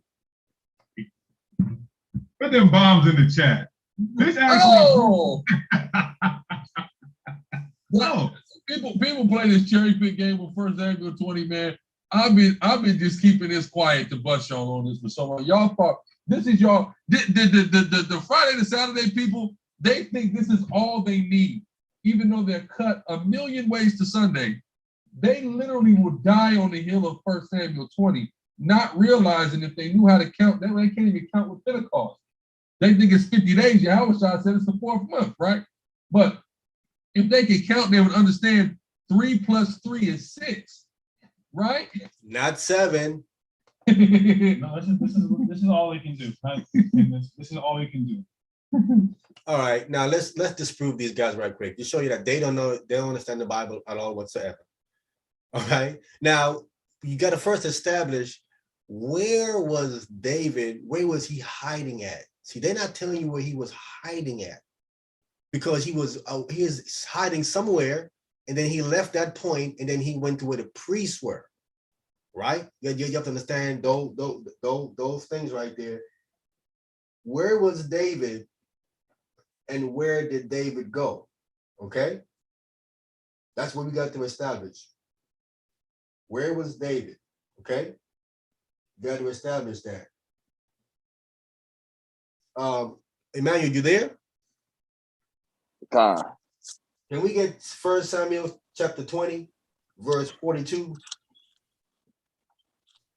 1 Samuel chapter 20, verse 42. So David was in the vicinity.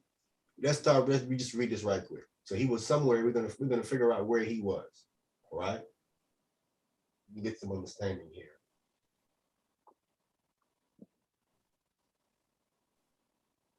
You ready? Con. This is the book of 1 Samuel, chapter 20, verse 42. And Jonathan said unto David, go in peace, for as much as we have sworn both of us in the name of the Lord, saying, the Lord be between me and thee, and between my seed and thy seed forever.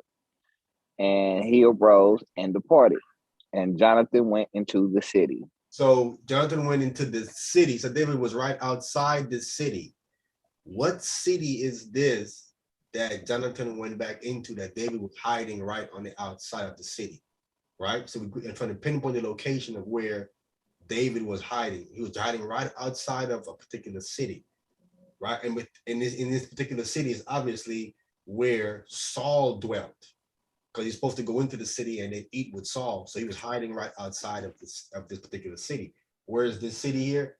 Again, same book, 1 Samuel chapter 22, verse 6. 1 Samuel chapter 22, verse 6.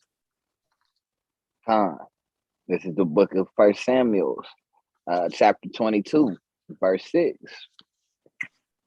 When Saul heard that David was discovered, and the men that were with him now Saul abide in Gibeah under the tree in Ramah, having his spear in his hand, and all his servants were standing about him.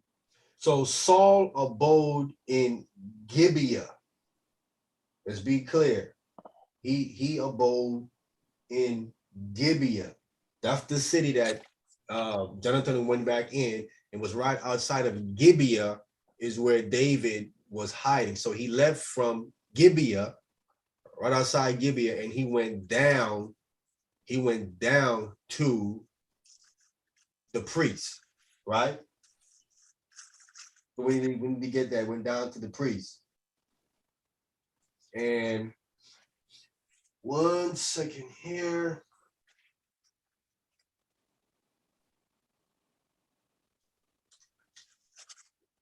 So they went down into the priest, and the priest, let's just jump back up to 1 Samuel chapter 21, verse 1. You get 1 Samuel chapter 21, verse 1. This is the book of 1 Samuel, chapter 21, verse 1. Then came David to Nob, to Ahimelech, the priest. And Ahimelech was afraid at the meeting of David, and said unto him, Why art thou alone, and no man with thee? Right. So he didn't see the men that was with David, because they was hiding out. So he came. So I'm showing here that he came to Nob, N-O-B. That's where he came to. He left and he went to Nob. Okay. Where exactly is Nob? Right. Can we get 1 Samuel chapter 22, verse 19. This is the book of 1 Samuel, chapter 22, verse 19. And Nob, the city of the priests, smote he with the edge of the sword both men and women, children and suckling, and oxen, and asses, and sheep, with the edge of the sword. So Nob is the city of the priests. Nob is the city where it was belonging to Benjamin, which was in the area of Jerusalem. Nob was right next to Jerusalem. Okay, just want to be clear. Nob was right next to Jerusalem. Let me share this map right quick and show you, so we can get this up here, so we can end this nonsense right quick. He was in Nob. I'm gonna pull this map up. All right. Let me see, can I share this right quick since I have it up? All right, let me share this. All right, so we see it here. I'm trying to, can I get this any bigger?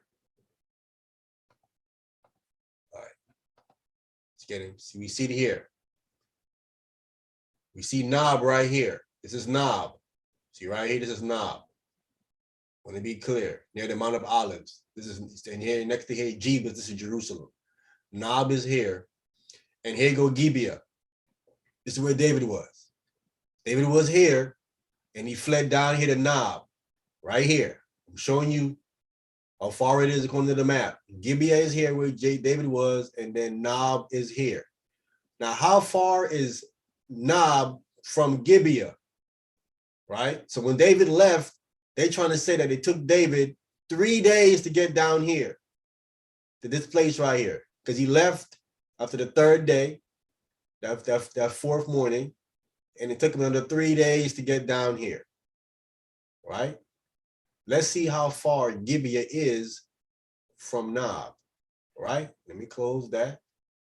Let me stop sharing that. Let me go back. Let me pull up where I was here. Let me get this, where we at? I'm gonna come back and share my screen here now. Share this screen. All right, hope you guys can see this right here. what is the significance of Gibeah in the Bible? Right, this is where David fled from. It says right here, several places in the Bible are named Gibeah, which simply means a hill. The most prominent Gibeah was a central city in the territory assigned to Benjamin, and it gives you that. This is located about 5 miles north of Jerusalem, because Saul was a Benjamite, right? He's a Benjamite, given a city in Benjamin. So that's where he was, Gibeah. And says Gibeah is 5 miles north of Jerusalem. It's only 5 miles away. Can I pull the map back up? So we see here, it's only, we bring it back up again, it's only 5 miles away. So from Gibeah to Nob is only 5 miles away. This is what it is. So what the brothers are saying is it took him 3 days to walk 5 miles? Yes, you say it take him 3 days to go 5 miles, which is dumb. That's what I'm trying to say. They don't do no real in-depth research. Because if you did in the map, you would see it wouldn't take him 3 days to get there. He got there the same day. 5 miles, please, but I can walk 5 miles in about a couple of hours, man. I walk 5 miles in a couple of hours. What are you talking about? We jog 5 miles in a couple of hours. 5 miles away, it ain't nothing. Stop it, bro. All right, does that make any sense? Let me go back to this thing here. Let me see. Let me go back and bring this back up again. 5, what, it's 5 miles. Well, let me be clear. It's 5 miles north of Jerusalem, not Nob, Jerusalem. Let me go back to the map. It's 5 miles north of Jerusalem. Let's go back. Let me go back to the map. Let me go back. Okay, no, Gibeah is 5 miles north of Jerusalem. So right here, Jebus is here. This is Jerusalem. Jebus is Jerusalem. This is 5 miles north. But listen, look at Nob. Nob is before you reach Jebus, right here. It's a little bit closer to Gibeah, right? It's 5 miles is down to Jerusalem, Jebus, and then right here is Nob. Nob is a little bit closer. It's a little bit closer. Or you could probably say that maybe at worst they're the same length, right? Because it's a little bit over to the right. So in any case, you can say they're about the same length. So it's about 5 miles apiece. Anywhere, because it's from Gibeah to Jebus is 5 miles, and Nob is right here above it. I would say that Nob is a little bit closer to me. It's a little closer. I would look closer to me on this map. But at worst, they're the same length. It don't take no man no 3 days to go no 5 miles. I just want to just close that out so we can see that that's a bunch of nonsense right there. All right. Bring this down and go back. So we can clearly see that that's a whole bunch of nonsense. Let me go back to the video of what they're saying.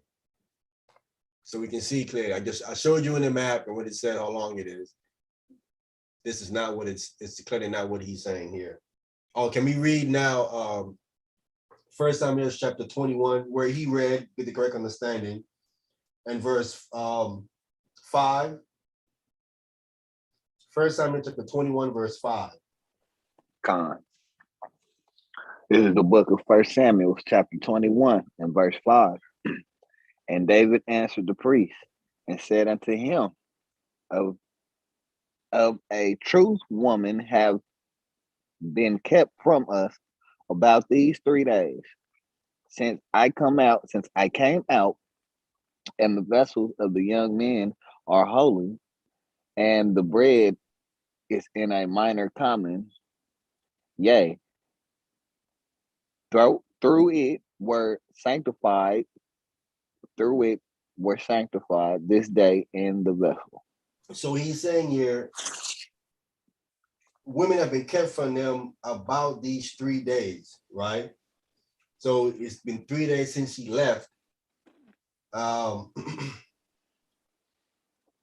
When you look up the word in verse 5, the word for days is timol, is at that time or past. So right, it can mean before that time or past. So according to the context here, the But when David left, because David left after the third day, the fourth day. So that Timor would be past 3 days, right? So it's been past, when it says about these 3 days, he's saying it's been past 3 days. That means it's the fourth day. Because maybe he hit himself to the third day at even. That ends the third then that morning will be, then you have that night, and that morning when he would rise up would be the fourth day. And that's when he left and went down to Nob. According to this Hebrew word here for days, it's Timol, it will be past 3 days on the fourth day since he came out. And that's what he's actually saying according to the Hebrew text, is the fourth day since I came out, and women have been kept from us 3 days because he was actually hidden for 3 days. So there were no women in 3 days that they were hid, and now they're on the fourth day. This is actually what he's saying. This is no way near what they're talking about. I just showed you through the map that it was only 5 miles away. It don't take nobody 3 days to move to travel 5 miles, bro. I'm just proving them to show that they don't do no real in-depth study and research to make these claims. All right, let me go back to the video and finish this out. What? People say you can cook on the new moon, so that means it's not the Sabbath. People say you can cook on the new moon, so that means it's not a Sabbath. Where do they go to get this? Exodus 12 and 6. And ye shall keep it, the lamb, until the morning, until the 14th day, rather, of the same month, and the whole assembly of the congregation of Israel shall kill it in the evening.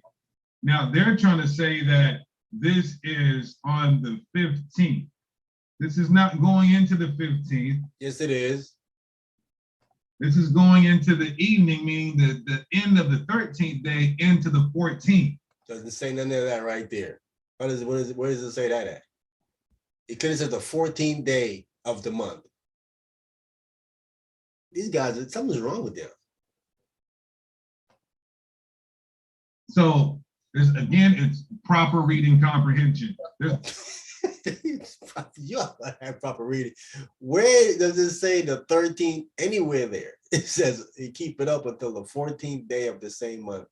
So you at the 4th, you keep it up until the 14th day. That's where you're at, the 14th day. And then you will kill it in the evening. Clearly. No cooking going. Go ahead, Salaki. Salaki, just read it. So just read it. Because some of y'all are so simple. It's crazy to me how niggas don't know how to read. Like, what? It's really like I'm just looking at like, so wait, the 14th of evening doesn't mean the 14th, apparently. God is like, I thought the Most High was not the author of confusion. The 14th means exactly what God says it means. Yeah. The 14th. But Deacon just got to saying it's the 13th. What are you talking about? If the 14th means the 14th, then why is Deacon saying it's the 13th? He just got to saying it. Not the next day. He wouldn't have complicated it, right? So let's read. Yeah, and I got Exodus chapter 12, verse 6. And ye shall keep it until the 14th day of the same month. Right, go ahead. And the whole assembly of the congregation of Israel shall kill it in the evening. And they go the evening again. See, that's why you have to really study, because this evening here, the Hebrew text says between the two evenings is what it says there. Fact check me, please. It says between the two evenings. That's what it says. You shall kill it between the two evenings is what it actually literally says in the Hebrew. That's 3 p.m. That's when the Messiah died at 3 p.m., which bears this record out in Mark, the 15th chapter. It tells you he died at 3 p.m. Just between the two evenings. The first evening being 12:01 p.m. and the second evening being 6 p.m. or sundown. Between that time, it's 3 p.m. Let me continue the video. I'm just gonna get read. Hold on. So like Shaquille on the 14th day, right? Now, so everybody understands the Sabbath, as is determined by the moon, is on the 1st, then you add 7. No scripture says that the Sabbath is determined by the moon. They ain't put a scripture that says any of that. the moon determined the beginning of the month, the new moon, the renewed moon, but it doesn't say anything about it determined the Sabbath. They making stuff up. They adding to the text of the Bible. 1 plus 7, let's do simple math again. 8 plus 7, 15, not 14, 15. That's another lie. Right? So the 14th, when we're killing the Passover, that's not the Sabbath. Right? That's why we can kill it and eat it there. Yeah. Right? Go ahead. Yeah. So I'm and Leviticus 23 is going to amplify it more. Go ahead. Did you want me to go to that New Testament? I don't want to jump the gun, but did you want me to hit that New Testament? Not yet. Okay. All right. Mm-hmm. Leviticus 23:4. I'm sorry, verse 5. It says, "In the 14th day of the first month at even is the Lord's Passover." So that night, because that's the night we came out of Egypt. So that night, right? It's very specific on when we observe the Passover. That night we got to eat it, right? The 14th at night. Read on. No, that's the 15th. The 14th at night, that's even, that's sundown. That ends the 14th day and automatically begins the 15th day. The day begins at even, sundown. So that night, that's the 15th. That begins the 15th day. So the day begins at night, not in the morning. So when we left out of Egypt, it was actually the 15th day of the month. And on the 15th day of the same month. So the 14th day, we kill the Passover, right? And eat it. That's the day before the Sabbath. Read. It says, and on the 15th day of the same month is the Feast of Unleavened Bread unto the Lord. Is the next day is the Feast of Unleavened Bread. Passover and Feast of Unleavened Bread are separate. They run concurrent, but no, they're not separate. They're exactly the same thing. They're about to prove them wrong right quick. Emmanuel, let's get Luke 22, verse 1. You don't know the Bible at all whatsoever. Luke chapter 22, verse 1, proves him wrong.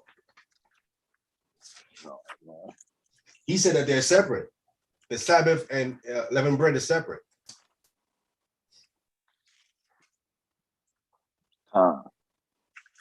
This is the book of Luke, chapter 22, verse 1. Now the feast of unleavened bread drew nigh, which is called the Passover. Cut, done, finished. Unleavened bread is called Passover. They're the same thing. Unleavened bread is called the Passover. Passover is called unleavened bread. They land on the exact same day. They're not separate. I'm showing you don't know the Bible. And I wish they see this video so they can try to come refute it, because I know y'all can't refute an iota of what's coming out. This verse right here proves you wrong. I can even go into the Torah and show you that unleavened bread and Passover, it says land on the exact same time, the exact. Let's read it. We can get it. So I'm not making stuff up. Exodus 12. Exodus chapter 12. And let's get right to the point so we can just shut this foolishness down. Verse 18. This is the book of Exodus, chapter 12, verse 18. In the first month, on the 14th day of the month at even, ye shall eat unleavened bread until the 21st day of the month at even. Right. So it's in the first month on the 14th day of the month at even. Right. Whole way you have right here and get Leviticus 23 verse 5. Let's find out when the Passover is. Is it the exact same thing that's phrased here? So unleavened bread is on the first month, the 14th day of the month at even. Let's find out when it's Passover. 21 verse 5. Leviticus 23 verse 5. 23 verse 5. Okay, Tom. This is the book of Leviticus, chapter 23, verse 5. These are the feasts of the Lord, even holy convocations, which ye shall proclaim in this season. In the 14th day of the first month at even is the Lord's Passover. That says the exact same thing for unleavened bread. It says here in Exodus 12, verse 18, in the first month, on the 14th day of the month, at even. It says the exact same thing.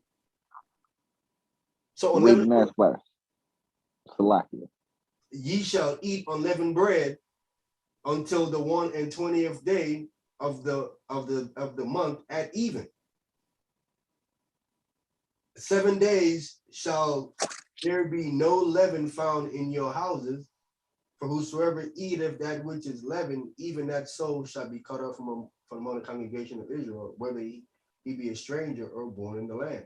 So I'm pointing out that they started the exact same time. The 14th, the first month, the 14th day at even begins the Passover and unleavened bread. They're the exact same thing. So what he's saying about there's a separation, no, there is not.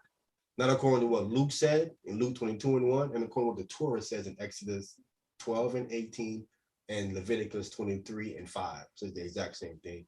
Proves him wrong. They're falling in. And you can go historically and show you the Israelites celebrated Passover, unleavened bread at the same time on the 15th day of the month. They celebrated, which cuts him. Let me continue to play this video. We're almost done with this video here.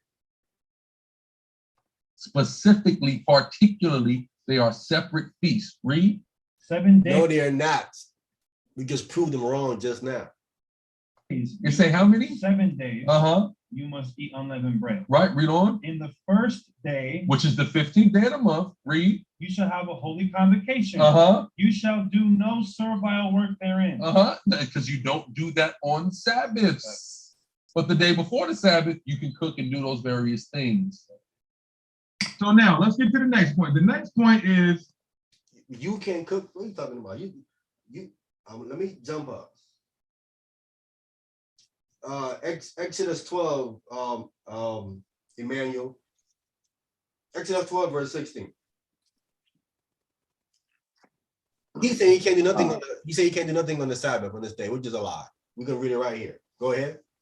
This is the book of Exodus, chapter 12, and verse 16. And in the first day, they shall be in a holy convocation, and in the seventh day, they shall be in a holy convocation to you. Right. So that means the convocation means a gathering. So the first day you gather, then on the 21st day you also gather. Go ahead. No matter of work shall be done in them, save that which every man must eat. That only may be done of you. So it says, say, meaning except that which every man must eat. See what I'm saying? You got to prepare, get that ready. I mean, you got to serve the food and stuff like that. So you can do something. It says that may be only done of you. So you can do something. It says that which must be done of you to eat. You got to prepare the food and serve it. Don't you got to do that? Make it seem like you can't do nothing at all. No, you can do something. Got to prepare the food and serve it, bro. What are you talking about? So you can do something. Just want to point that part out right quick. Let me continue with the video. They're saying that we were doing servile work. Maybe not servile work, but we were doing laborious work on the new moon. It's asserted that we were gathering branches to build our tabernacles. Now let's see. Another assertion. Imagine that. Another assertion. Okay, so let's go to Leviticus 23. Leviticus 23. Let's get back shared here. Leviticus 23. All praises. Verse 39. Also in the 15th day of the 7th month. This is the Sabbath. Let's see if it says we went and gathered our branches and started to build it, or did we already have it gathered? Because people say they were gathering on the Sabbath. The text don't say that at all. That's superimposing into the text. Yet again. So it says also in the 15th day of the 7th month, when you have gathered in the fruit of the land, ye shall keep a feast unto the Lord 7 days. This is tabernacle. On the first day shall be a Sabbath, and on the 8th day shall be the Sabbath, right? coincidentally, you see that 8th day being the Sabbath, right? Ain't that crazy? Excuse me. Verse 40. Verse 40. Oh, no. That's not. That's the 8th day. That's counting. That's not the 8th day of the month. That's the counting from the first day, which is, it says the 15th day. The 15th day, that's the first day. And then you count after that up to 8th day. The 8th day from the 21st day, not the 8th day of the month. So that doesn't, because you're trying to say the 8th day of the month is a Sabbath. This is not, this 8th day here in the 39th verse is not speaking of the 8th day of the month. This is not, this is speaking of the 22nd. This 8th day to 22nd of the 7th month. That's what this is speaking of. So I'm bringing clarity to it. I mean, Christ speaks of this in St. John, the 7th chapter. And it say, tell you that it's the 8th day of, it's the 22nd day. All right. The great day, as Hamashiach called it. Says, and ye shall take you on the first day. And he said, you shall take you on the first day. That's the 15th day. Take you, that's showing you that you gather in the sticks. You shall take you, it says right there, on the first day. The boughs of goodly trees. So they are gathering it on that 15th day. They're grabbing it, the sticks. They're taking it and gathering it on the 15th day, just as the people are saying. The branch of palm trees and the bough of fig trees and the willows of the brook, and you shall rejoice before the Lord your God 7 days. We already have the material here. We didn't. Doesn't say that. Doesn't say you have the material already. It said they were taking it on that first day, which is the 15th day. They didn't say they had it already. Where does it say they had it already? It doesn't say we went to go do any gathering. It did. It says, and ye shall take unto you. What are you talking about? The boughs shall take unto you, it says. The first day, the boughs of goodly trees and branches of palm trees, and the boughs of thick trees and willows of the brook. You got to go get that. What are you talking about? He said, take it, right? Come on. Yeah, take it, meaning go get it.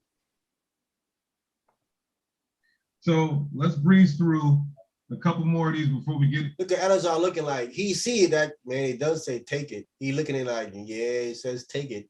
Look at him looking. He looking puzzled over there because he knows that's what it says. Take it. It doesn't say that you already had it. It would clearly explain that you already have it. It would explain that you would have gathered it before the 15th day, but it says to go on that day and go take it. Nowhere does the verse insinuate that you taking it the day before or before prior period. Into the presentation, and what we're just doing is dealing with the common argument. Like it. Read it over again. Read 39 from the top again. It's very, so we're gonna read 39 into 40, right? Go ahead. So he sees it, but now I gotta try to go explain it away. Okay, 1 second, because this computer is so slow. Hassan, can you get that for me, Baba Bashar? Leviticus 25 and 39. 23 and 39. 23 and 39. Also in the 15th day of the 7th month. So it's the 15th day of the 7th month. I'm establishing the time frame here. The 15th day of the 7th month. This is the middle of the month, right? This would be a full moon. When you have gathered in the fruit of the land. You what? Gathered in the fruit of the land. You've gathered in the fruit. You're going to pick the fruit. When you pick the fruit, what happens after it's been gathered? But you're gathering it on the 15th day. That's the Sabbath. You're gathering it on the 15th day. When it says when? The 15th day of the 7th month. That's the when. When ye have gathered in the fruit of the land. That's what it says. That's the when. Right, read. You shall keep a feast unto the Lord 7 days. Right. On the first day. On the first day, which is the 15th day. That's the first day. That's not the first day of the month.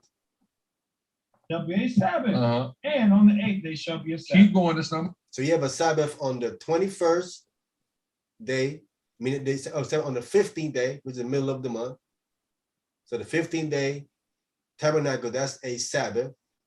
And then also on the 8th day, the 22nd. One point, go And ahead. ye shall take you on the first day of the boughs of goodly trees. And you shall take you on the first day, the 15th day, the boughs of trees. Go ahead. Branches of palm trees, and the boughs of fig trees, and willows of the brooks. And you shall rejoice before the Lord your God 7 days. Here's the beautiful thing about this, right? So first, after we've already gathered in the fruit. But you're not saying when they gathered it. After you gather it, okay, but when did they gather it? It said they gather it on the 15th day. That's when they gather it on, which would be tabernacle, a Sabbath, not the weekly Sabbath, a high holy day Sabbath. Right? So where do you get the fruit from? The trees. From trees. So you're getting you're taking the branches off the trees when you're getting the fruit, and now you have them already. So then you build your booths out of them. You already did that, gathered the fruit, not on the day, right? But you're not saying when they gathered it off when they pulled the trees down. See, they're not explaining to you and tell you what day they pulled these boughs of branches down. See, they're not telling you when they did that. What day did they did that on? The text says in the 15 days when they did that. It's all in one thing, okay? Yeah, that's dope. We took the whole damn branch, right? We took the whole branch, took the fruit off the branch, took the branch, and already had it to go in and build our tabernacles. Very simple. See, I just go to show you that I'm pointing out the delusion that's on these brothers. So you can see clearly the delusion on them because they cannot pinpoint to you what day that they took the branches. The text says what they did on the 15th day. They're trying to say it's not because it destroys their doctrine of the Sabbath, this lunar Sabbath thing being on the 15th day. You can't do it on the 15th day. And you can do stuff on the Sabbath. The Messiah claims it's lawful to do good on the Sabbath. The Messiah said that. And the text is saying that they did this on the 15th day. But they cannot say that because it destroyed their doctrine. But it's either they did a blatantly lying or the Most High sent them strong delusion and they believe a lie. I believe the Most High sent them strong delusion that they have believed a lie because they have violated his Passover by having a Passover in a club with strippers there. They have polluted the Most High holy day. They polluted his Sabbath. And the Most High has removed the spirit from them. And they have now strong delusion that they believe a lie. You can clearly see it in this whole video. This is what they've been saying the entire video, that they have a strong delusion on them that they don't even see what the text is saying anymore. All right. And I think this is a couple more minutes here left, and I'm gonna close this out. And straightway in the morning. So that following morning, after the Passover, the chief priest held a consultation with the elders and scribes. Which is like it's still the 14th which day. Is still the 14th day, which proves that it's even the even is a day. So he admit even the even begins the day. I put that in here to show you that when it says the 14th at even, that's what ended the day and began another day. They themselves can acknowledge and see in the video, they don't even understand what they're saying, that at even is what ended the day and began a new day. So the 14th at even, you're not on the 14th anymore. Now you're on the 15th day because the even ended it and automatically began the 15th day. I just tossed this little part at the end in there just to show you how confused these brothers are.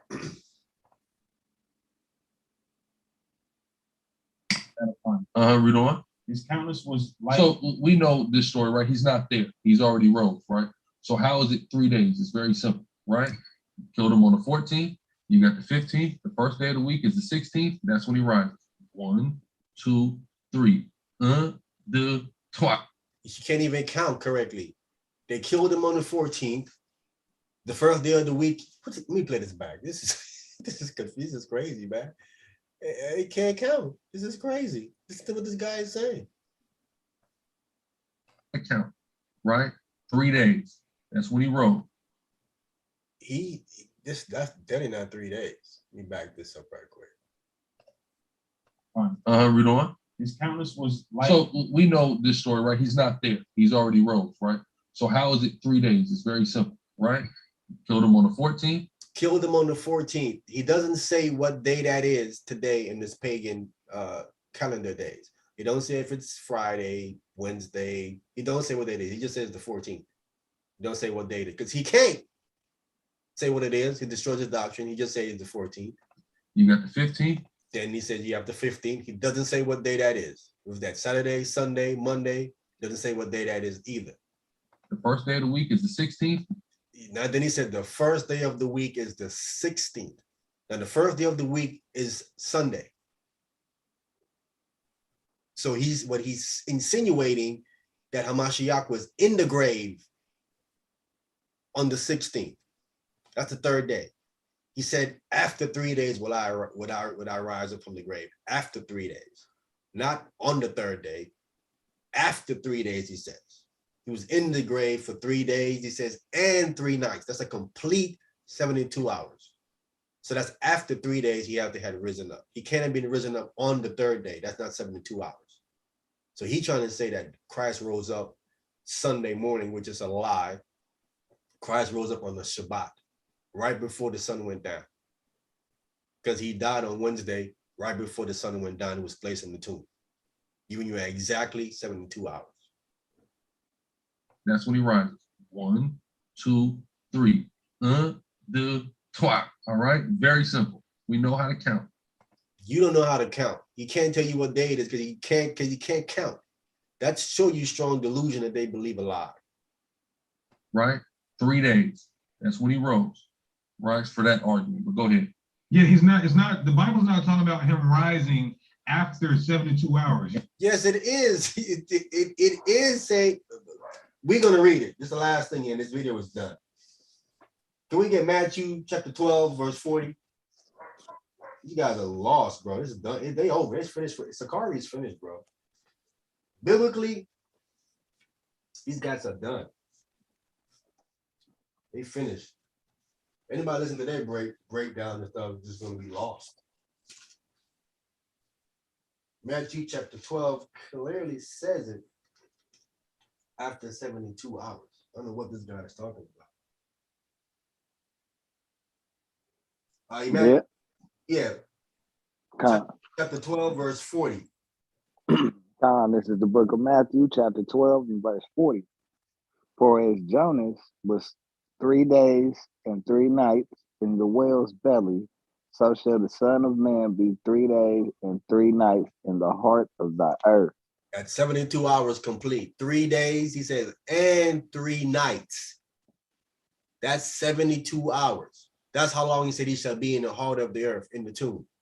He just got through saying Christ is not saying going to be in there 72 hours. This verse just got through saying yes. Showing you these guys do not understand the Bible whatsoever. Deacon don't understand the Bible. It's a sad thing, bro. Let me play again what he said. We just read it. All right. Count. Right? 3 days. That's when he rose. Right? For that argument. But go ahead. Yeah, the Bible's not talking about him rising after 72 hours. You want to know why? Because you start to decay after 72 hours, and the Bible promised that his body would not see decay. Speculation. That's speculation.